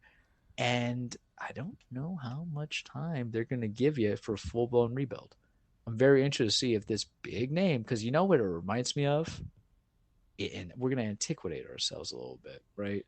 It feels like Mike Ditka being a fantastic coach for the Bears and then going to the Saints, doing like the Ricky, Williams kind of trade, even though Payton did nothing of that sort because he didn't trade all the stuff with the Broncos, but being impotent and ineffective and was resting on some laurels. Look how we just grouped that in together. That's the petty. Yeah. All right. The Chiefs and the Vikings. 27-20. Chiefs win. I feel bad for the Vikings because that offense to me is titillizing and tantalizing, and that defense was a problem last year. It's a problem again. There's a consequences of bad defenses, and that's it. That's all I can say about that. Chiefs have some problems, but they'll figure it out. All righty. The Dolphins and the Giants. Ugh. Is Daniel Jones going to be in a wheelchair by the end of the season?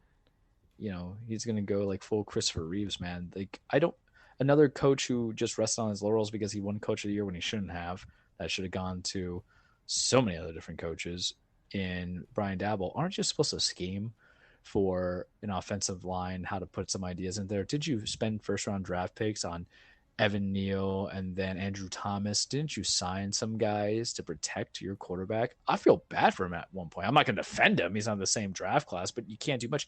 And he got the neck injury. We don't know of a singer. They had to put Tyrod Taylor in. At this point, just run the ball or punt the ball because I don't think you give anyone enough protections. He got sacked like 10 or 11 times against the Seahawks, sacked again with the Dolphins. I remember you were watching the game just craning your head like, please let us lose the Giants so I could be petty. And that wasn't going to happen whatsoever. No. Yeah, and I don't really have much to say. Dolphins should have won this game. They did. There you go. Devin Achane or whatever his name is, Achu. Yeah. He's hurt. He got hurt. He did very well in the game, but he got hurt. So, but you know what? Dolphins running game is still pretty good with Mostert, so shouldn't be that big of a deal. Gives Jeff Wilson a opportunity. I will say this though. I think Tua. There needs to be some concern I have because he is too reliant on Hill having exceptional games. So when I talk about he had 2 interceptions, but when I talk about exceptional games, I'm talking about like it is uncommon for a wide receiver to have 181 yards receiving. Just saying. On 8 receptions. I didn't watch the full game, but Tyreek already has 651 yards. We're going into like week 6, man. And he is being he was injured towards the end of the last season because of overuse. Hear me out. The season opener, he had 215 yards receiving. Unheard of. Exceptional. 40 in the game against New England, that was close. 157 against Denver when y'all dropped 70 damn points. 58 in your loss to Baltimore, then 181. It is at some point going to catch up, and someone's going to scheme properly. And so what is Tua, who is supposed to be Mr. Accurate, because all I heard was he can toss a ball through the keyhole. I think it's what Brian Dabble said, but he's not producing around to Jalen Waddle, who was targeted 10 times, but only was able to get 5 times, or Cedric Wilson only got it 4 times, 52 yards. How are you going to do that if they get Tyreek? Because I think truthfully to get 9 targets, get 8 receptions on those 9 targets, and get 181 yards is an anomaly. Even though he's been doing it multiple times, what are you going to do as an offense? Because you got to ride this momentum, got to ride this high. But that's a little bit of concern I would have in your group here. All right. The 49ers beat the Cowboys. Okay. Both Dak and McCarthy are not going to be there. That's for sure. I'll tell you that now. I feel confident to it. Yeah. And some people might say, well, why would you do it with Dak? Because the idea is, can you get something better? And that's the question you ask yourself. And with McCarthy, this is a long time coming. We understand they give him patience. It's been 3 years. It's doing whatever. We know what he's doing half the time, how he runs his plays, but he can't get Tony Pollard going. CD Lamb isn't really popping up in anything. It doesn't seem like a well-constructed team. And I'm not saying Jerry should blow it up at that point, but I don't think Jerry can stop himself. I think he got spurned from Brad Garrett too much. Or Jason Garrett. I'm thinking Brad Garrett because I'm thinking of Everybody Loves Raymond. But, I can see that. Yeah, sure. They don't look the same, but I feel like Jason Garrett, if you ever talk, is just as blind as Brad Garrett's character in Everybody Loves Raymond. And then with the 49ers, I don't know if Brock Purdy is a good quarterback. He's playing excellent right now. I think that their CMC is the straw that stirs the shake, right? Get that going and build into it. Same thing we've said for the last few weeks now. What is Purdy going to be when he gets a team that stops the run? That's what I want to see. Because that's San Francisco's bread and butter more than anything else. But take note for teams to have Jordan Loves, Daniel Joneses, all these young quarterbacks as well. Or these quarterbacks you're giving a start. If white bread quarterbacks. Mac Jones, if you curate the offense to the T, Kyle Shanahan and John Lynch were like, we can make this work with Purdy. They gave away, Trey Lance and let Jimmy G go. And they're like, we can do this if we curate it with the best players we have in the right scheme with the right understanding, actually coaching. There's always possibilities. Yeah. That's what Bill Belichick did with Tom Brady for such a long time. People will fight me on that, but everybody's like, well, he can't win without Tom, and Tom won one without him, I'm sure. But he also had Bruce Arians, who at that time was a good coach. And you look at the weapons that Tom had. But and that defense, you curate it. And that just that's just my statements to it. Yeah. I don't know. But if Purdy gets hurt, you're on the Sam Darnold show, baby. All right. Packers and Raiders. Raiders win 17-13. Oh, didn't even care for it. Yeah, I didn't pay attention. I know the Golden Knights brought the Stanley Cup over. That was the only thing I remember. I have literally not watched football in 2 weeks. Yeah. I watched highlights, but it's like, no. I saw a sliver of the Titans game through the window at Bodega. So there you go. The Titans lose to the Colts. That's the last game. I got 2 statements on it, and then we could be done with this nonsense. Mm-hmm. DeAndre Hopkins, 140 yards. It's a miracle. That's the first time forever one of our wideouts had past 100 yards. Why? The same thing of why I criticized the Jets for not having a proper backup to Aaron Rodgers when they were concerned about Zach Wilson could be us because Traylon Burks is hurt. So how do we have our big free agent signee and our number 1 pick who's been out the last 2 games? What do we have to work with it? Who are our options? How are we building into it? Not everything. And we're losing games I feel like we could win. And we lost the Colts, but it's fine, I guess. I'll just accept it because we're losing some close ones, man. 24-16, as I think this game we lost 15-16 to the Saints. We beat the Chargers. We beat the Bengals. We're beating good teams. We're losing to teams that are debatable. We'll see. Get it together, Vrabel. And then when it comes to the Colts, Shelv Richardson, he is hurt. Guy was out with concussion. Now he's spraining his AC joint. Run with what you have. Yeah, with especially if that's your quarterback of the future, then why not, right? Well, but it goes back to what I said. I said it last week, and I'll say it again. Mike Shanahan gave carte blanche to these coaches to just run guys down to ground. And I forgot who we were talking. It was a different quarterback too, right? Yeah. All right, Charles. Yeah, there we go. It's back. I got 2 emotions. Two, ecstatic-y right now. Oh, we're good now. You smacked it pretty good. I am mature. I'm not gonna say that's what she said, or he said. Right. The progressive. Oh, people. Now it's really staticky. Really? Yeah. Don't know what you did. Better? No, not really. It's even worse. I'm just touching the. Okay, right now. That's okay. Right, wherever you're doing right now is good. Should we head over to the cage? Yeah, we can keep it short because this is gonna be an interesting thing.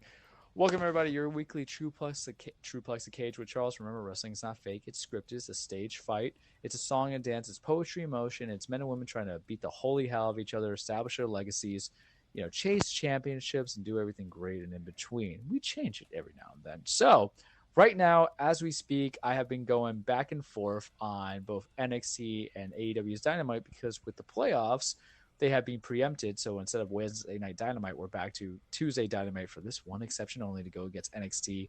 So they're both going all in. And I'm going back and forth and watching everything. And it's just It's just fine. When wrestling is competitive and it's hot, then the business is booming. So this is gonna be a very short cage because we're just gonna talk about Fastlane essentially, because nothing's really going on. It's what's happening in AEW is happening literally now, and New Japan, all that stuff. I feel like we can get to that to next week. So I watched Fastlane. I wasn't gonna watch it, and then I found out I had off on Columbus Day, which was a lie because I did actually have to go and do things into the office. But hey, I didn't have to really do much, so fine. I treated myself, and I got some tacos. I got the good alcohol. I got myself some rum, and I was like, "All right, kids, we're gonna make this a good event and go from there, and we're gonna have a good time." And I had like 3 tacos, and I had the chorizo bites from Taco Shack. It was just scrum diddly-umptious. The pay-per-view itself for Fastlane, C plus. And that's a good thing because not everything is going to be perfect. And, we were in the cooler period. It was really like the last minute decision for me to watch this. So, um, we'll run down the matches. Cody Rhodes and Jey Uso defeated the Judgment Day. Cody and Jey won in a very good match. I'm not even mad about it because I know my whole thing is like, ugh, I can't stand Cody. But how it all led to is that there was some discourse in the Judgment Day. JD McDonough, who has been kind of kissing ass, 11 trying to join the Judgment Day, hit the Money in the Bank briefcase on Damian Priest's knee, and that get buckled out. So Cody hit the crossroads, and then Finn was all by himself. And then Jay and Cody hit the finisher and go from there. And I can get behind it. What's great to take away from it, and I believe I sent to the chat, was Cody and Jay's like post conference, because I guess Cody said they had some libations, so they were just probably lit up like a lamp, answering questions, just saying yeet and doing the silly stuff. But that's how you build baby faces, right? If you're giving them a unfiltered kind of perception in a press conference without having to have a live audience go what or CM Punk or huh or anything like that or yeah to interrupt, then you can get some character inside as scripted. So it was good. The match was very good in my opinion. It took around 20 minutes to get there. Next match was LWO, Rey Mysterio and Santos Escobar versus Bobby Lashley and the Street Profits, Angelo Dawkins and Montez Ford. And then Carlito, who used to be a wrestler for WWE 20 years ago, who came back, I believe, during Royal Rumble, who was there in Backlash in Puerto Rico, because that's where he's from, to help out Mr. Malo Bunny, the Bad Bunny, in his match against Damian Priest. Y'all need to watch it. It was just fantastic. Was there, and Carlito and the LWO won. He came in for like a brief 5 minutes interval, hit the backstabber and pinned Montez. The match was just meh. Nothing crazy. Nothing great. Io Sky defeated Charlotte Flair and Asuka in a triple threat to retain her WWE Women's Championship match. It could have been better. There was a lot of botches. It felt like everybody was kind of out of sync, and it was surprising with the 3 people that you have there. Maybe they didn't. It was last minute production. Maybe they just weren't vibing. The crowd at some point hit. We're saying like this is awesome, everything like that. I don't know. I felt like it had lost a lot of momentum. Ends with Asuka or Charlotte getting pinned by Io, who did a moonsault as Charlotte was hitting the figure 8 on Asuka. Sounds like a tongue twister. It's all in one sequence. It's okay. But generally speaking, I expected more production. I do see Io and Charlotte are probably going to feud a little bit. That's fine. I guess Charlotte just can't feud without a title, but who am I? I don't book these things. John Cena, LA Knight versus the semi-bloodline. What would you call the? We'll call them the arteries, because there's no Roman, because it's just Jimmy and Solo Sikoa going in there. I haven't caught you guys up on what the story is, but I think they're trying to just figure out the story of Jimmy Uso. Because remember, Jimmy betrayed. They left the bloodline, Jimmy and Jay. Then Jimmy betrayed Jay at SummerSlam. Jay quit, quotation marks, right? Quit, but went to Raw. And Jimmy has been trying to get back into the bloodline. I think the story is that he sees a vacant seat because Roman's hardly on TV these days. Like, he hasn't been on TV or defended his title. So his whole thing is like, well, I'm going to be the interim here. I'm going to be the acting tribal chief since no one's going to step up and Roman's not going to be here. But he's doing it in a goofy way that cracks me up. But I think some progressions might lead to Jimmy versus Roman, which is fine if you're going to do it right, because Jimmy has to take it seriously when Jay took it seriously. I just don't know how that end result coming in. Well, actually, I know how you do the end result, where Jay could have been the one who is worthy to beat Roman. Jimmy just gets annihilated. I think that sends a message. And then you bring on the Don. Side note, I think so. Cody and Jay won the tag team titles, right? They're the undisputed tag team titles. It goes to both Raw and SmackDown, my belief. And I think a lot of people know this, but I have to put it out there to air it out. is that when Jey Uso got traded to Raw, Cody's rights were traded to SmackDown. Got to put some believability in this, right? So it hasn't been announced yet because it's not going to be announced until they finally lose the tag belts and that they're going to both brands. And he's saying, well, here's the thing. I am on SmackDown now. And that's how you can get Cody versus Roman part 2. Do I want that match again? No. Not regular because there's going to be interference. I want a stipulation, whether it be a ladder match or a best 2 out of 3. I don't know. Let's figure out. Let's go from there. But John Cena, LA Knight, this is John Cena's kind of full-time run that he has for the next 8 weeks or so. Match was fine. They did smart. They're going to build Knight up a little bit. He'll probably contest at some point against Roman, either at Crown Jewel or Survivor Series. We'll figure that out. But the crowd's behind Knight. My paralegal's not a fan of him. I'm indifferent to him, but here's the thing. I do believe you need to give new guys chances if the crowd's behind them, because it isn't about moving merchandise, it isn't about building new stars, it isn't about having some reason to watch the show. So let them test it out. Let's see what we get out of it. Let's have fun with it. Let's get freaky deaky with it, right? They waited until last minute. LA Knight was able to get the hot tag, came in. They end up pinning Jimmy. And then now Jimmy and Solo are afraid of what's going to happen because Roman is supposed to be coming back on Friday. So how are we going to deal with the fact that in his absence, the bloodline keeps losing, right? It's like the mama who comes home and says, didn't I tell you to take out the chicken from to thaw it out and put it on the stove? And you find out they didn't do anything, but they took a fat nap. Right? That's the energy. That's the thought process that we go from there.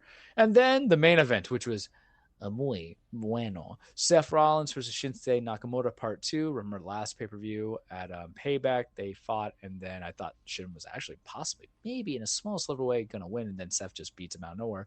Well, this one was a last standing match, and man, it was a good last standing match. They just went straight for it. They didn't try to wrestle each other. They didn't try to get technical. They went for the violence. They went for the weapons. And they did that for about 28 minutes or so. There were some good-ass spots where Shin had sprayed the mist into Seth's eyes and pushed him off the ladder onto the announce table. You think that stopped him? No. They had done, Shinsuke brought the nunchucks. I think I sent you that clip. And I was like, oh, damn, be violent with this, sir, right now. And it all ends with a Falcon Arrow through the table. And remember, in wrestling, a table is going through a table is essentially the Mike Tyson knockout. You got popped a couple of times, then comes the uppercut, and that's it. It is literally the death sentence that happens.